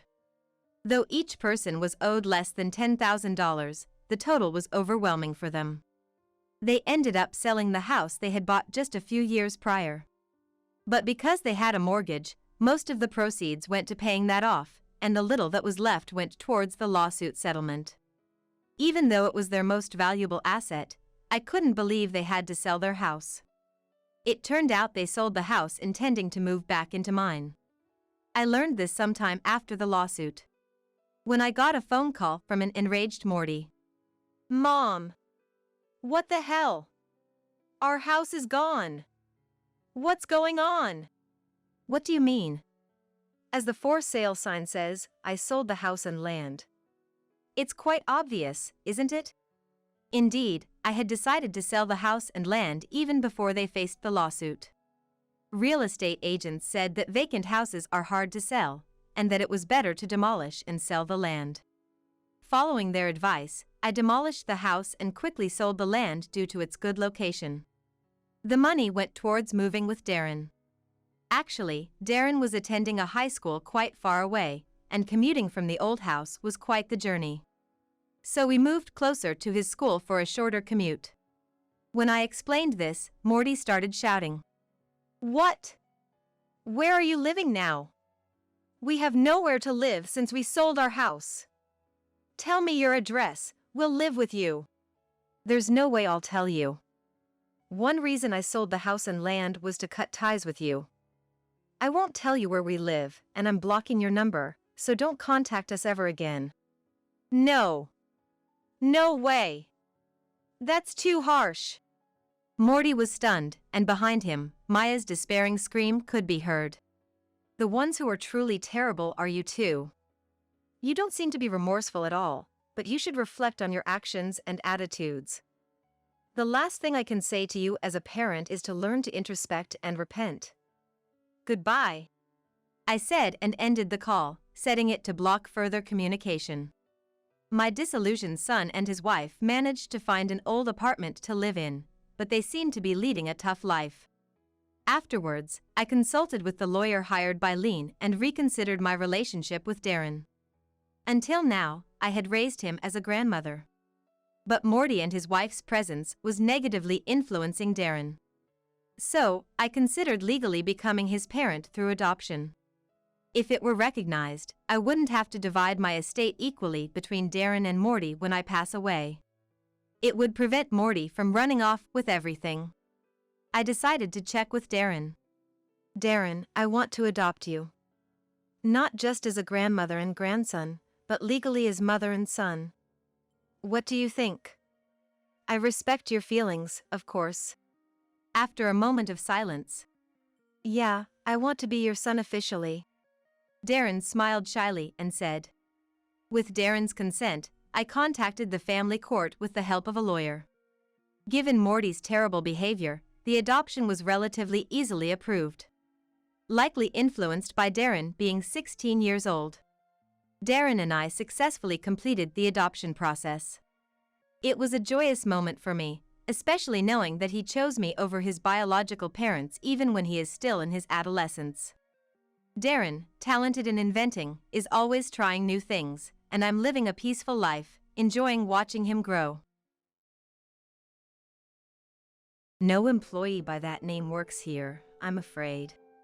I realized my husband Cody left something behind when he went on a business trip, so I called his office and told his name. To my surprise, they said no such person worked there. What could this mean? Suspicious, I started rummaging through Cody's belongings in his room. Then, from his luggage, I found something shocking, something unbelievable. When I found this astonishing truth, I decided to revenge. My name is Rachel Thunderbolt. This year marks my 3rd year of marriage to Cody. Since I was the only daughter, Cody became an adopted son-in-law of the Thunderbolt family to carry on our name, and his last name became Thunderbolt too. He gladly accepted to take on my family's name. We had a blissful marriage, usually busy with our jobs, but we promised to have a baby someday. I could never have predicted our happy life would come to such a sudden end. It all started on the day Cody left for his business trip. While cleaning his room, I found a large envelope. It looked like important documents for his trip. Oh Hello? I tried calling Cody, but his cell phone was off and I couldn't reach him. Maybe he was on a plane or on Amtrak train, going through the tunnel. Thinking it urgent, I called his company next. Hello, this is Seven Forest Corporation. I'm Cody Thunderbolt's wife. He forgot something important and I need to contact him right away. Cody Thunderbolt. Please hold for a moment. The man on the phone, presumably Cody's colleague, sounded perplexed. Soon, the call was put on hold, and music began to play. After being on hold for about 3 minutes, the same man returned with an odd word. I'm sorry, but we don't have an employee named Cody Thunderbolt.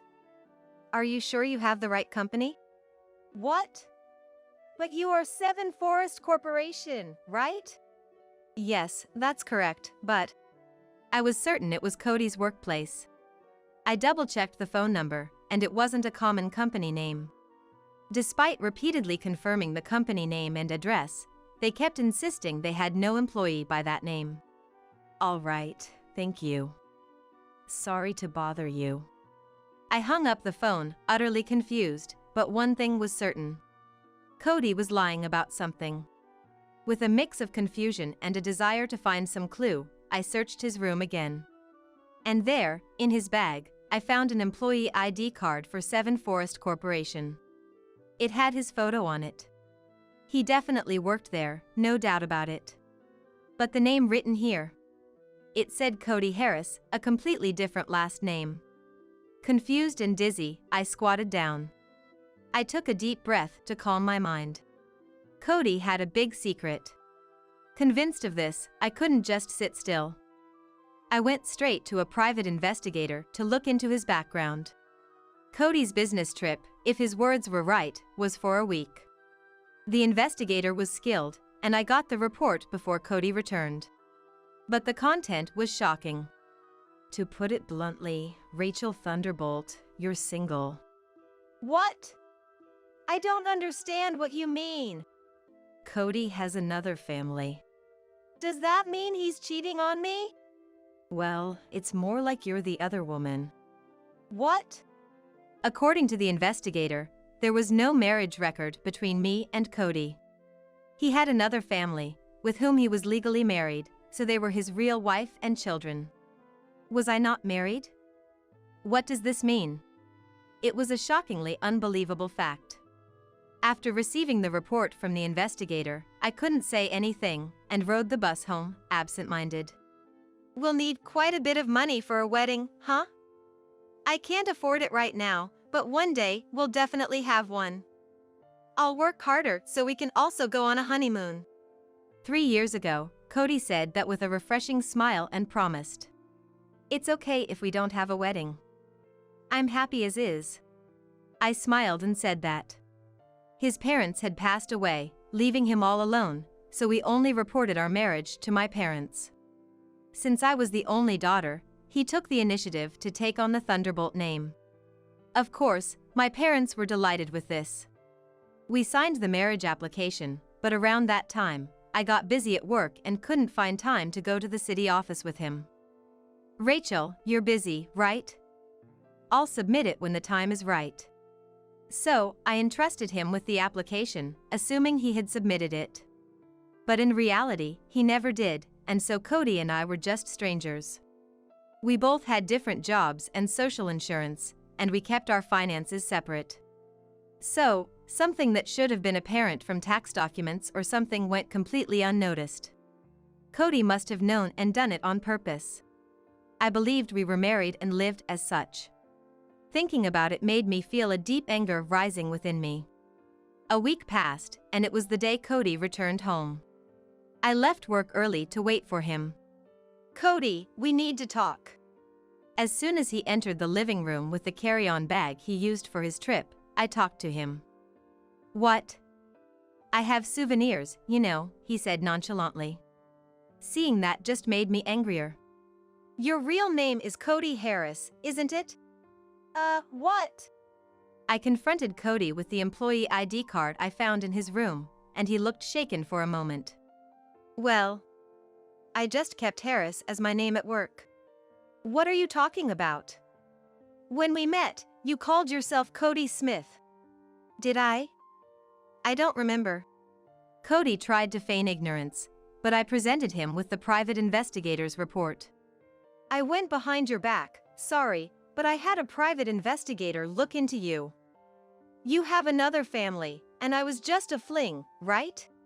He seemed taken aback by the evidence, but quickly tried to regain composure with a smile. It wasn't just a fling.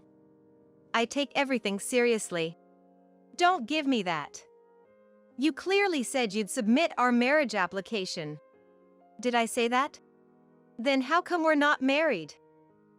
Why is that? Cody kept making irresponsible words, trying to dodge my questioning. His careless attitude only made me more stressed.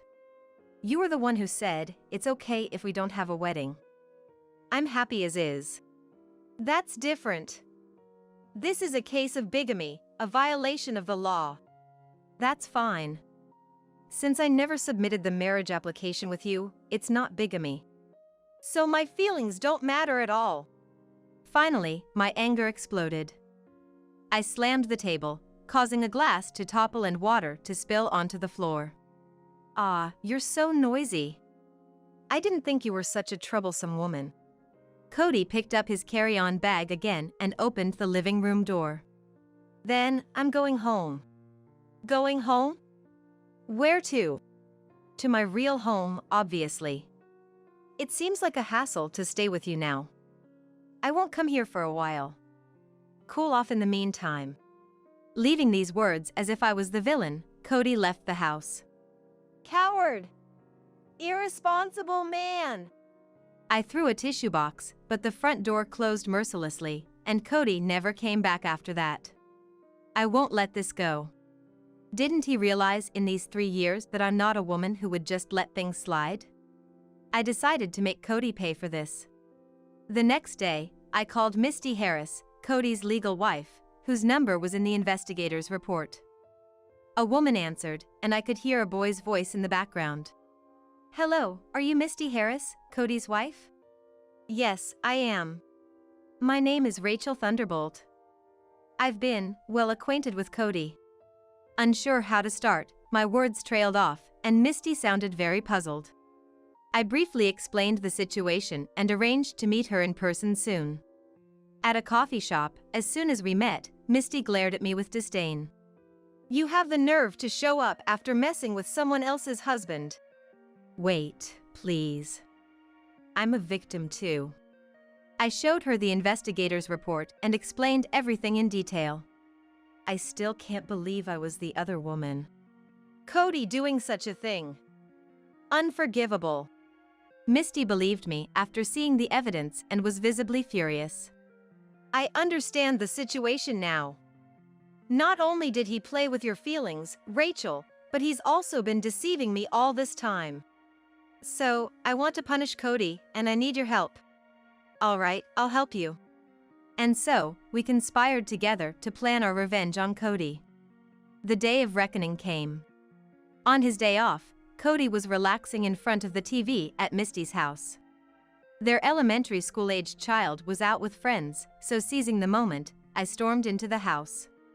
Your other wife has graciously come to visit, Misty announced, leading me to the living room. Cody, who had been lounging, sprang up in shock at the sight of me. Geez!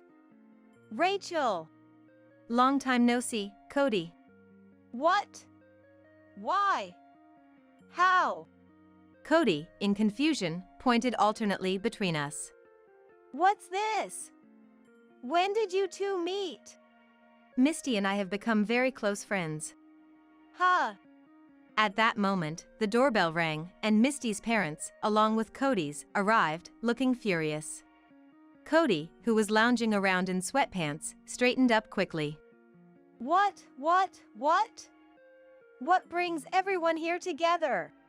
He was completely intimidated by their devilish expressions.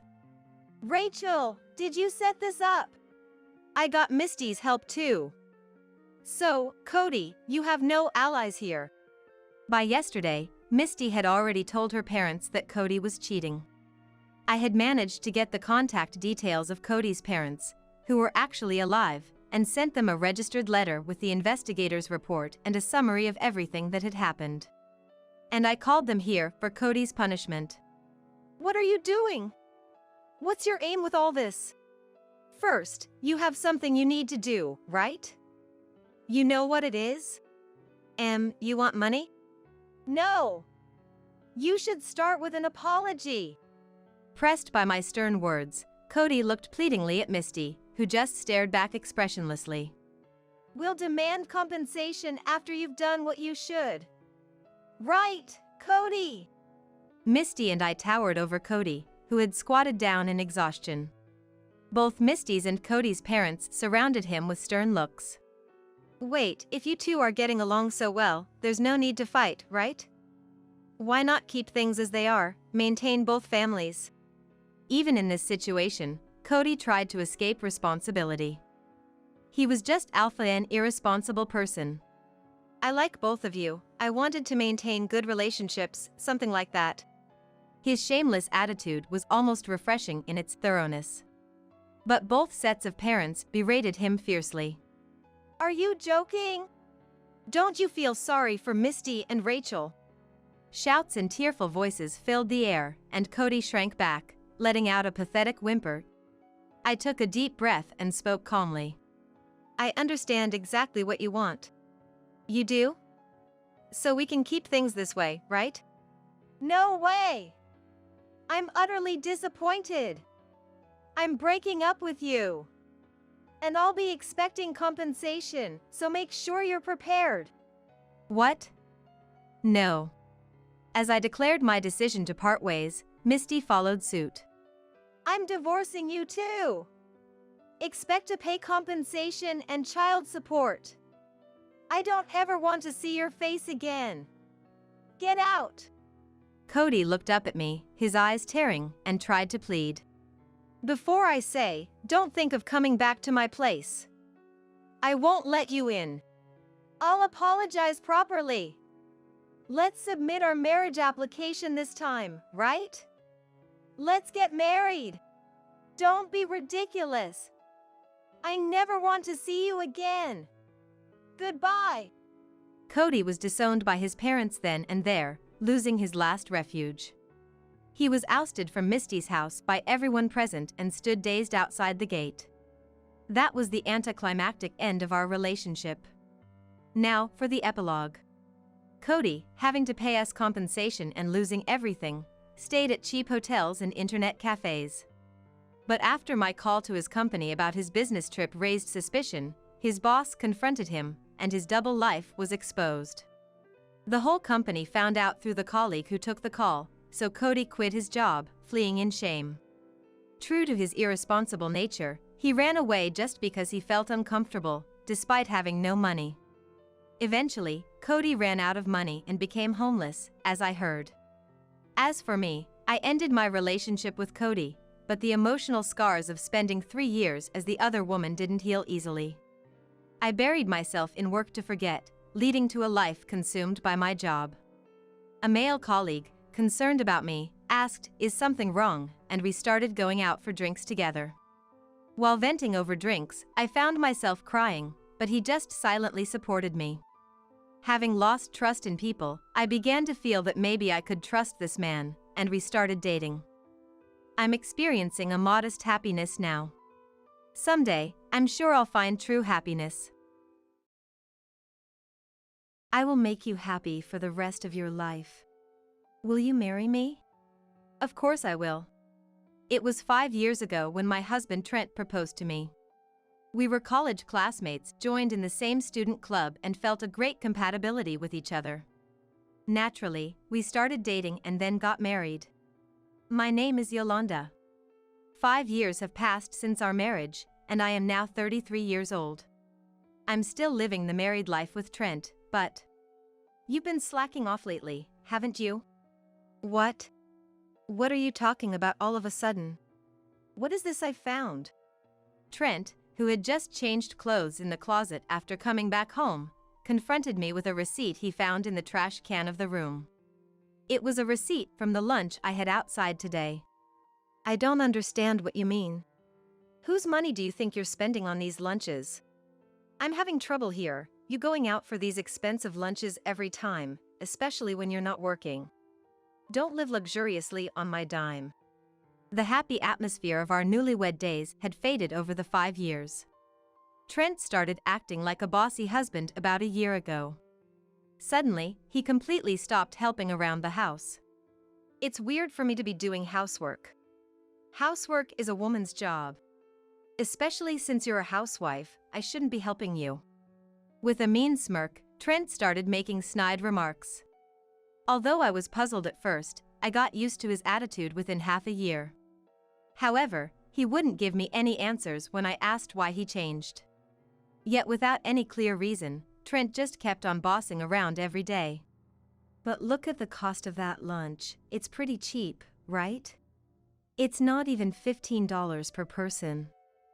I don't think it's expensive enough to be angry about, and it's not like I go every day. Is it bad even once a month? What? Just because it's infrequent, you think that makes it okay? Are you kidding me? Whose money do you think this is? But... It's not your money. It's my money. So if I say it's a waste, then it's a waste. If you're upset about it, do something about it yourself. Don't be unreasonable. Besides, you were the one who said I shouldn't work. Isn't that a bit much to say? I kept working even after we got married. But in the second year of our marriage, Trent got transferred to a different department and started working long hours. That's when he asked me to quit my job. He said he wanted me to be at home when he was tired and coming home from work. And so, to fulfill that wish, I quit the job I loved. Women working outside the home never leads to anything good. Quit it, quit it. And if you did work, could you manage household chores too? Impossible, right? It's clear you wouldn't be able to handle it all perfectly.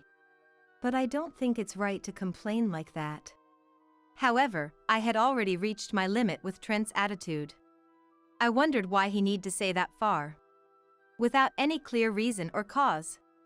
And no answers even when I asked him directly. I was thinking that if this continued for life, maintaining our marriage would be difficult. With that way of speaking and your ridiculous attitude, it's really unbelievable. If that's the case, I won't do the housework and will go out instead.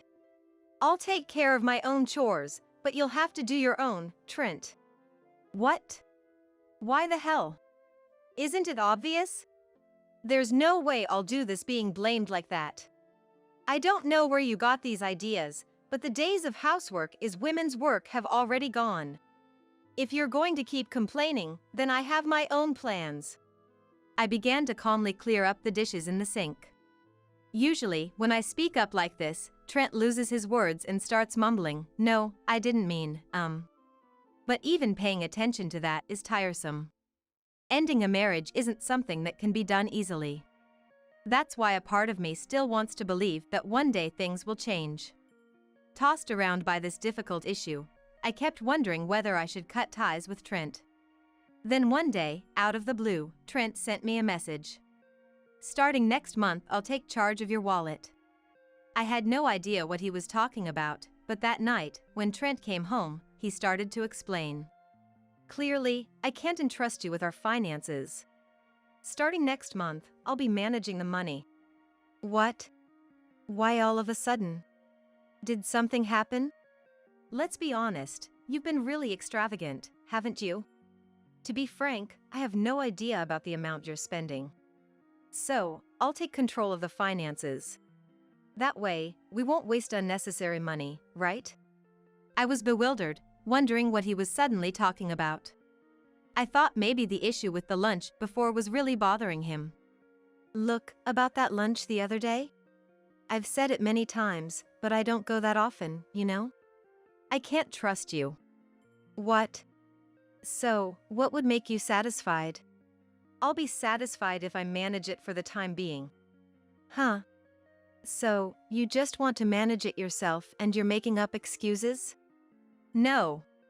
That's not it. I just want to keep track of it. Got any complaints? It's strange. Why should you manage the money I earn by working? I should be the one managing it. Whenever Trent lies or makes a desperate excuse, he always shows a look of annoyance. And right now, he's making those excuses right in front of me. There must be some other reason. Hey, are you hiding something? What? I'm not hiding anything. Well, even if you say it's not good, starting next month I'll be the one managing. Got it? This is a done deal. It's fine to say that, but can you manage it? Trent, you're not exactly frugal. Are you mocking me? I can manage my own salary. Well, your spending money will be just $100 though. Trent, looking very pleased with himself, decides on the amount of money I can freely use and laughs heartily. In the first place, how does he expect me to manage with just $100? He clearly has no understanding of our household finances. And what about the living expenses? At this point, I felt it was best to keep my cool. Oh, so you got $300 and you're calling me stingy? Don't compare me to you. I'm the one who earned that money, so it's only natural. Besides, you can hardly do anything with just $300. It was inconvenient for me. Don't say you decided to take control just for that reason. That's none of your business. You've been leeching off me all this time. Now, it's time to pay for being such a parasitic woman. Parasitic, huh? I never thought I'd be called bad like this. I don't care. Listen, I'm managing the finances from next month. It's decided. Don't complain every time, got it? Trent fled to the bathroom and took a shower. I was far from convinced. Because I felt that Trent was hiding something more. The next day, I tried to uncover the truth.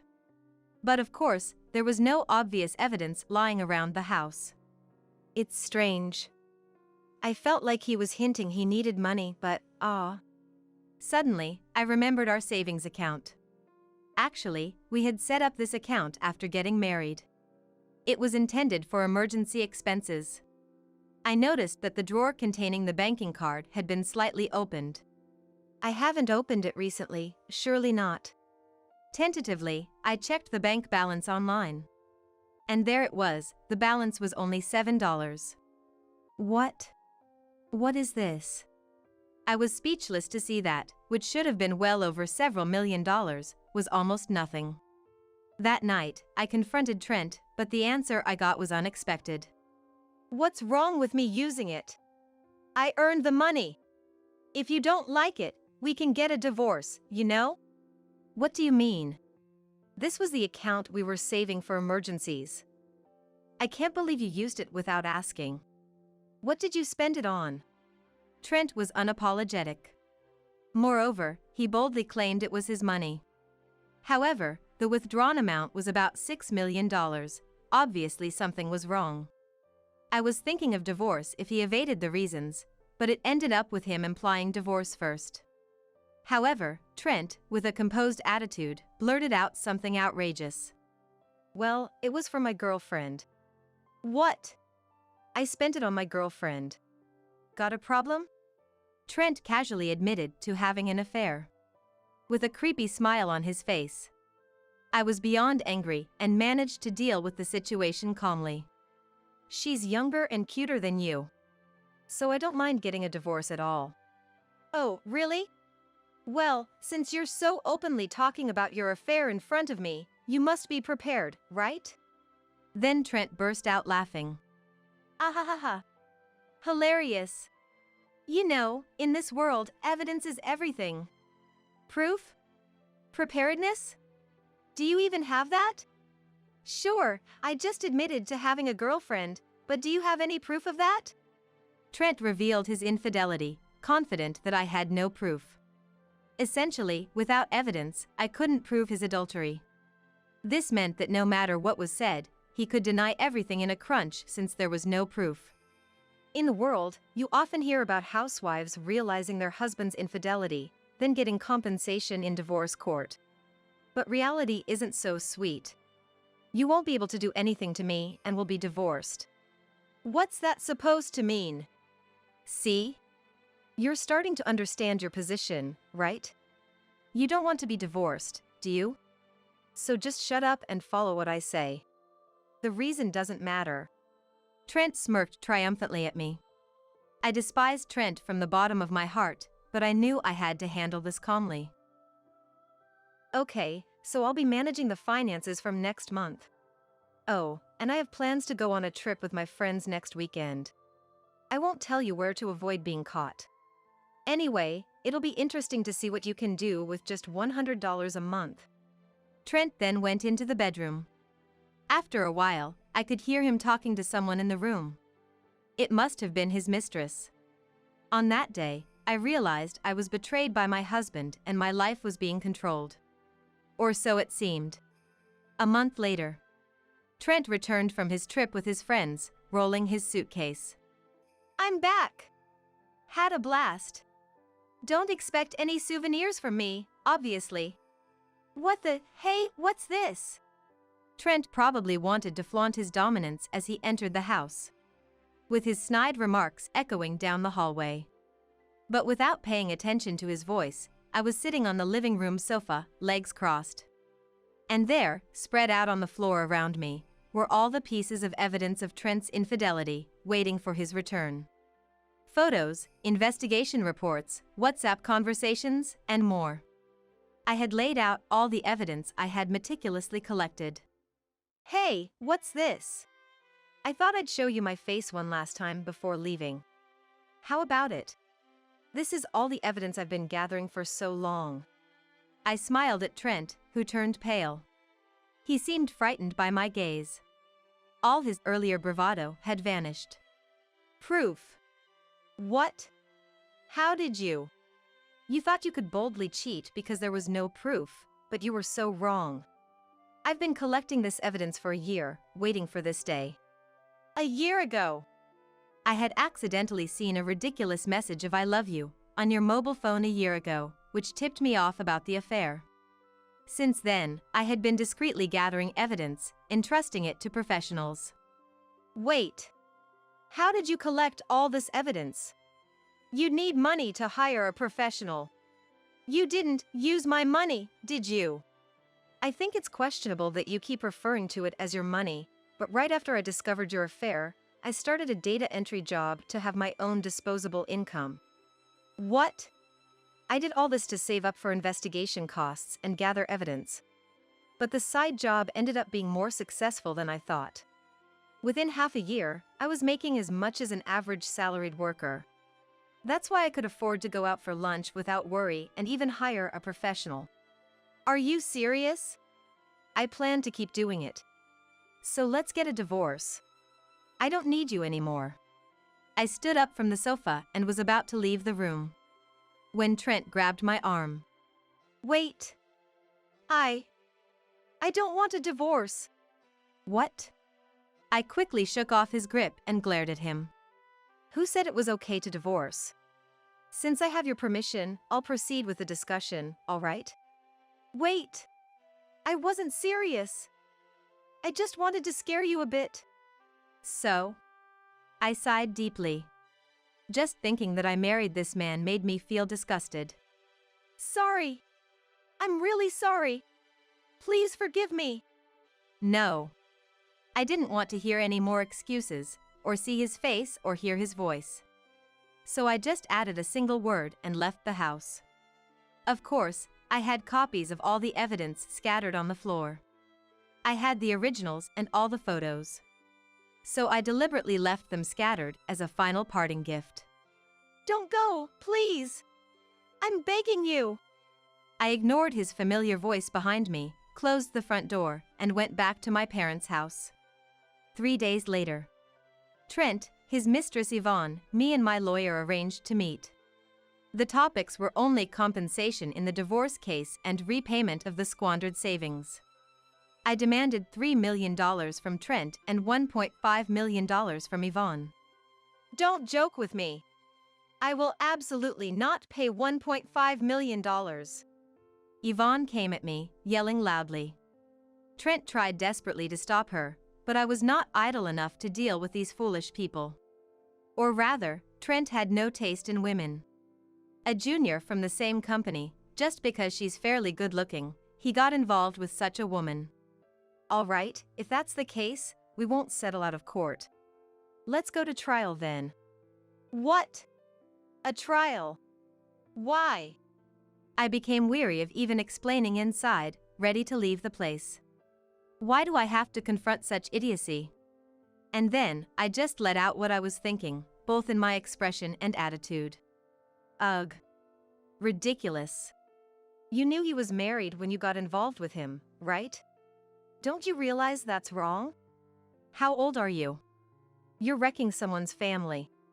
You should be grateful we're even considering a financial settlement. It'd be wise for you to recognize that you're getting off easy. Use whatever brains you have left. What? I can't stand to hear your excuses. Okay, so no settlement outside of court. I really don't want this to drag out, but it seems I have no choice. We'll settle this in court then. And of course, we'll have to inform your company about the lawsuit caused by your affair, right? Make sure you tell them. Goodbye, you won't get another chance. Wait a moment. Yolanda. Sorry. I'm so sorry. Please don't go to court. I let out everything I wanted to say all at once. And then, I resolved to take it to court. Not agreeing to an out-of-court settlement and going to trial is common sense in society. The other party is senseless, but maybe they'll understand how terrible their actions were if they suffer the consequences. I thought they deserved to go through that pain. Afterward, Trent tried to contact me numerous times, but I ignored all of it. I shut out all communication and consulted with my lawyer about the divorce trial. The trial began, and both sides had lawyers, but then they sought a settlement. However, I refused it. I already gave you a chance, I said. And then, I won the case. Even though the compensation was reduced, I was really glad to settle everything decisively in court. Following the trial, both of them took voluntary retirement from the company. They felt uncomfortable being whispered the foolish who refused settlement and lost the case. Now, they have returned to their parents' homes, but things didn't work out, and it seems they were driven out of their hometowns. Nobody knows where they are or what they're doing now. And since they haven't tried to contact me, I've been living peacefully. To be safe, I'm considering the idea of moving abroad, for I bit scare of time. I'm thinking it would be nice to live leisurely in a country where the cost of living is fairly reasonable. Hey, mister. I'm the daughter of this company's owner, all right? My dad's the boss. Don't lump me with these lowly, poor employees. Surprised by both her vulgarity and her true identity, my dad paused with a shocked expression, then cleared his throat softly. Meanwhile, Carol wore a smug look, as if she had just made a grand statement. Remembering that Dad originally came to our company for business, I realized we couldn't afford to cause any more trouble. So I tried to apologize to Carol. Just then, Dad spoke in a low voice. So, the lower ranks are the poor employees, huh? Maybe it's time to revise the salary structure. He muttered this almost to himself. What? Are you mocking me? Fine. Mister, what's your name? Which subcontractor do you work for? I'll tell Dad about you. It might just be your fault if the company goes under. Carol retorted. Dad, looking slightly puzzled, thought for a moment before breaking into a smile. Then, let's go say hello to the boss. Lenore and the others, come along. Everyone except Dad looked shocked, but he walked ahead. Not wanting to be left behind, we hurried after him. My name is Lenore. I'm a hardworking 28-year-old. The company I work for is quite large, and I work tirelessly every day. My dad, concerned about me, contacts me once a week, but I always reply with, "Don't worry," trying to reassure him, almost forcibly. His concern is probably because he wants to recruit me to his company. 7 years ago, when I was still a college student, I was busy with job hunting every day to secure a job offer. Dad, who runs his own company, once invited me to join his company, saying, "Why bother with job hunting? You can just come work for my company." It's not that I didn't want to go to his company, but I didn't want to rely on such connections. I wanted to succeed on my own merit. And I wanted to work alongside him, as an equal, once I was fully competent at my job. I explained this and persuaded him. Reluctantly, he agreed, and I joined my current company. It's been 6 years since I started working here. Now, I have more responsibilities, and I even have subordinates. And it's our busy season. It's not uncommon for our department heads to be absent from the office for an entire day during this time, and sometimes I can't even sit at my desk for more than 30 minutes. We're that busy. I don't have the luxury of constantly worrying about Dad's feelings. Today, I've been bustling around the office since morning. Even amidst the rush, a shrill voice caught my ear as I passed by a meeting room, prompting me to stop. The door was slightly ajar, and peering inside, I saw a woman with a tray bowing her head before another woman who sat arrogantly, berating her. How many times do I have to tell you? I don't like coffee, I want Coke.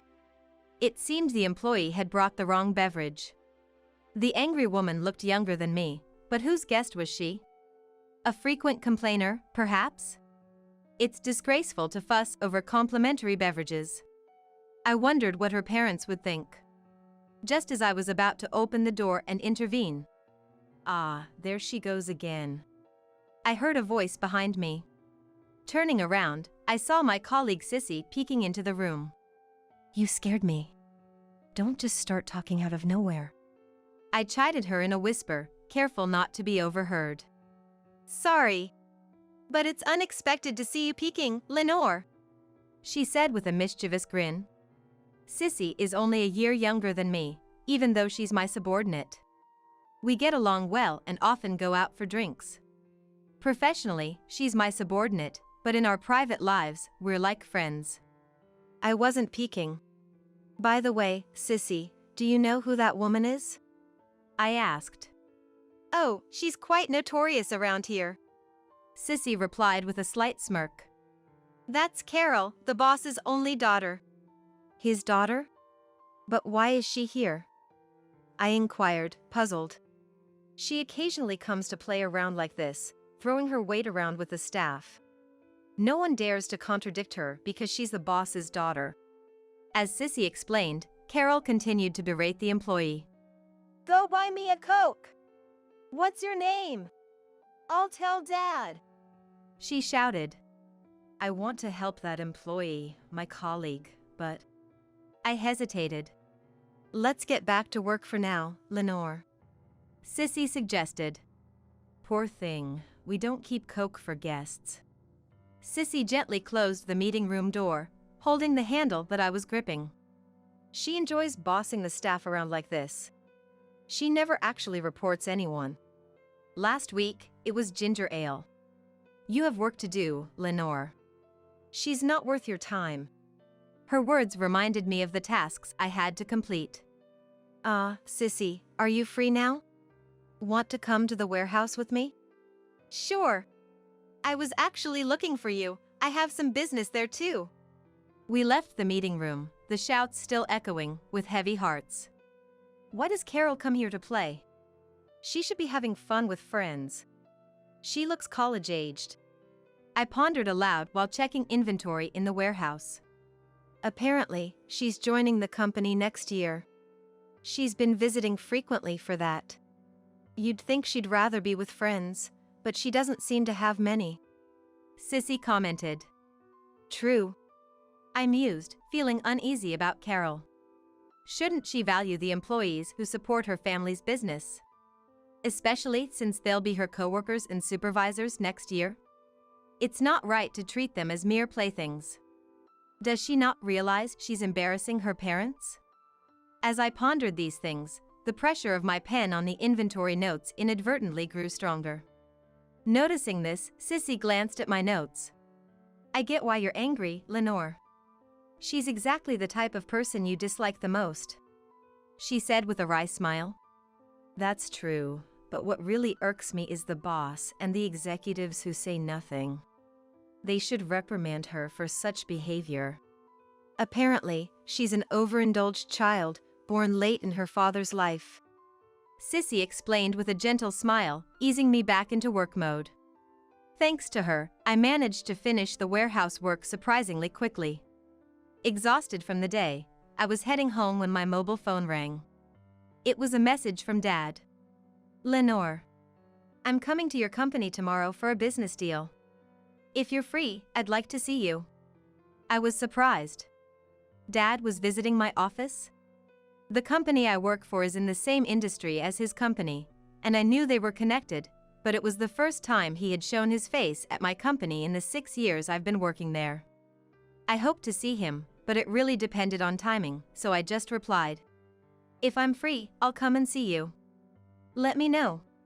And then closed the message. The next day, my office was busy, but things started to calm down by lunchtime. While eating, I received a message from Dad. "I'll be at your company soon." I checked the time and decided to wait for him outside.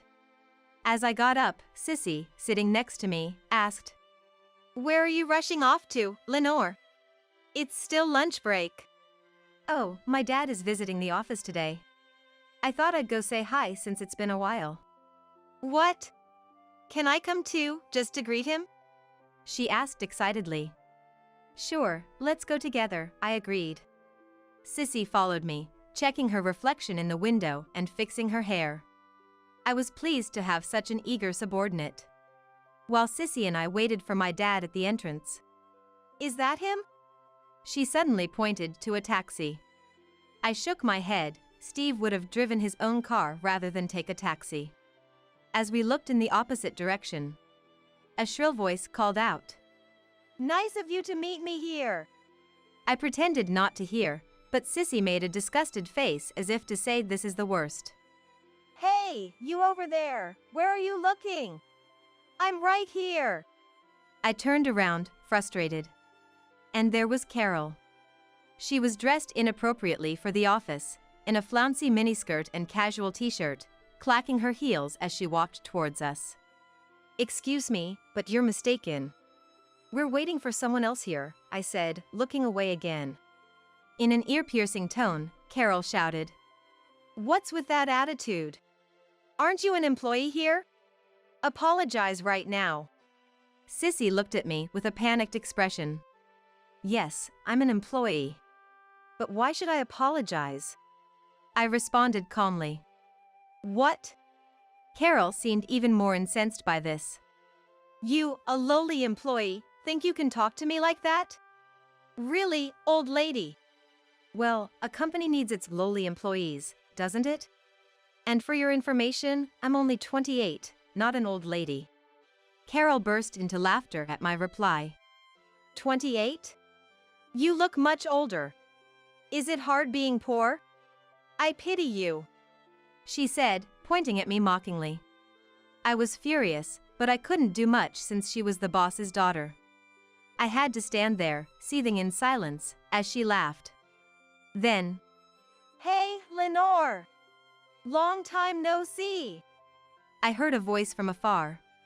Approaching us was Dad, a slightly overweight, ordinary-looking man in a suit, waving his hand. Who's that weird guy? Hilarious, Carol said, looking at him and laughing. That was the last straw for me. Excuse me, that's rude. I raised my voice. What? Who are you yelling at? Carol yelled back. What's going on? Are you all friends? Unaware of the situation, Dad smiled at me kindly. What? As if I would be friends with these people. Carol snapped at him, switching her target from me to him. Dad's expression changed immediately. How rude to say these people when you are colleagues who work together. He was right, but Carol wasn't convinced. Listen, old man. I'm the daughter of this company's owner. My dad is the boss. Don't lump me with these lowly, poor employees. Dad looked shocked by Carol's rudeness and her identity, then cleared his throat softly. Meanwhile, Carol looked smug, as if she had just triumphed. Remembering that Dad originally came to our company for business, I realized we couldn't afford to cause any more trouble. So I tried to apologize to Carol. But at that moment, Dad spoke in a low voice. So, the lower ranks are the poor employees, huh? Maybe it's time to revise the salary structure. He muttered this to himself. What? Are you mocking me? Fine. Mister, what's your name? Which subcontracting company are you from? I'll tell my dad about you. You might just ruin the company. Carol spat out. Dad, looking puzzled, thought for a moment before smiling. Well then, let's go greet the boss. Lenore and the others, come along. The only one unfazed by the situation was Dad, who had already started walking ahead. Not wanting to be left behind, we quickly followed him. We reached the boss's office, and Dad entered first. Sissy and I followed, tense. Carol, pushing past us, rushed to her father. Dad! This man, he… She began to tattle immediately. Before Carol could finish, her father spoke loudly. This man? Who are you talking to? I'm sorry, Steve. My daughter lacks manners. He shot Carol a sharp look to silence her, then turned to us with a smile. Ah, it's your daughter with you today? Did you know about me? I asked, surprised. Dad sat down on a sofa. Wait, Dad. Carol protested. Dad gave me a kind look, then turned his sharp gaze to the boss. Earlier, your daughter called my daughter and her colleague lowly, poor employees. What's this about? The boss's face tightened. Well, they deserved it. They were rude to me, just low-end employees. Carol continued in her shrill voice. What? The boss turned pale and shouted angrily at Carol. What are you saying? This lady is the daughter of a valued client, and this man is her father and the current boss. Eh? Carol's face turned pale, realizing the gravity of her actions. To think such a large company still treats its employees as poor. You've become quite the boss, haven't you? If your employees are poor, shouldn't the company be ashamed? The boss was sweating profusely. I can't leave my daughter in such a place. She'll resign today. When the boss heard that, he immediately apologized to my dad and said, I'm terribly sorry. I've heard your daughter is very skilled. Please, not resignation. And you, apologize to him. Wait, Dad. What's going on? I whispered to him. I had let the boss know that you were employed here, to look out for you. As I knew that you don't like the preferential treatment, I told him just to keep an eye out. Ignoring the boss and his daughter, Steve explained kindly. But I never thought this company would treat its employees like slaves. Lenore, you can quit now. You've done well here for 6 years. Come work for me. That's sudden. I can't just leave in the middle of the busy season. I protested. Dad seemed a bit exasperated by my response, but he eventually agreed. All right, if you insist. After this busy season, come work for my company. And you, it must be uncomfortable staying here after this. What do you say? The industry is the same. He kindly offered this to Sissy. Yes, absolutely. Sissy replied immediately. Wait, Sissy. I haven't decided yet. I protested. Sissy looked at me quizzically. Why not? Your dad's company is one of the elite in the country, and you're his daughter. Why wouldn't you go? Dad nodded in agreement with Sissy's words. I don't want to join his company just because of connections. I know Dad's company is big, but I didn't want to take the easy way. I explained. Sissy smiled happily. That's so like you, Lenore. And she continued. Lenore's father, I'm Sissy. I really appreciate that I can work with her. She is an outstanding boss. As she praised me, Dad smiled and sobbed along. I felt embarrassed and urged Dad to continue. Dad, the boss is still. Ah, right, forgot about that. Sorry, Sissy, we'll talk later. Yes. Sissy cheerfully replied. Now, boss, no need to apologize anymore. Let's end our business dealings here. As my dad finally addressed to him, he was surprised and looked up at Dad. That would be a great loss for us. I'm truly sorry. No, it's fine. This isn't because of the disrespectful behavior towards them. Then why? He asked. Please guide me. I'll improve anything. I'll definitely make improvements. The company would suffer a huge blow if they lost their dealings with Dad. That's why the boss kept apologizing repeatedly. Improvement is impossible. Once trust is lost, it can't be regained. You say employees are your priority, yet your daughter treats them like slaves. Did you think I wouldn't hear about it? I'm not sure. Even from the side, I can see Carol turned pale. I could demote you from the boss, but should I? Dad asked. Please, forgive me. The boss pleaded. Hey, Dad. Just because you're a valued client, you can't really do that, can you? I asked. I can. Dad replied with a smile, indicating he really had the power.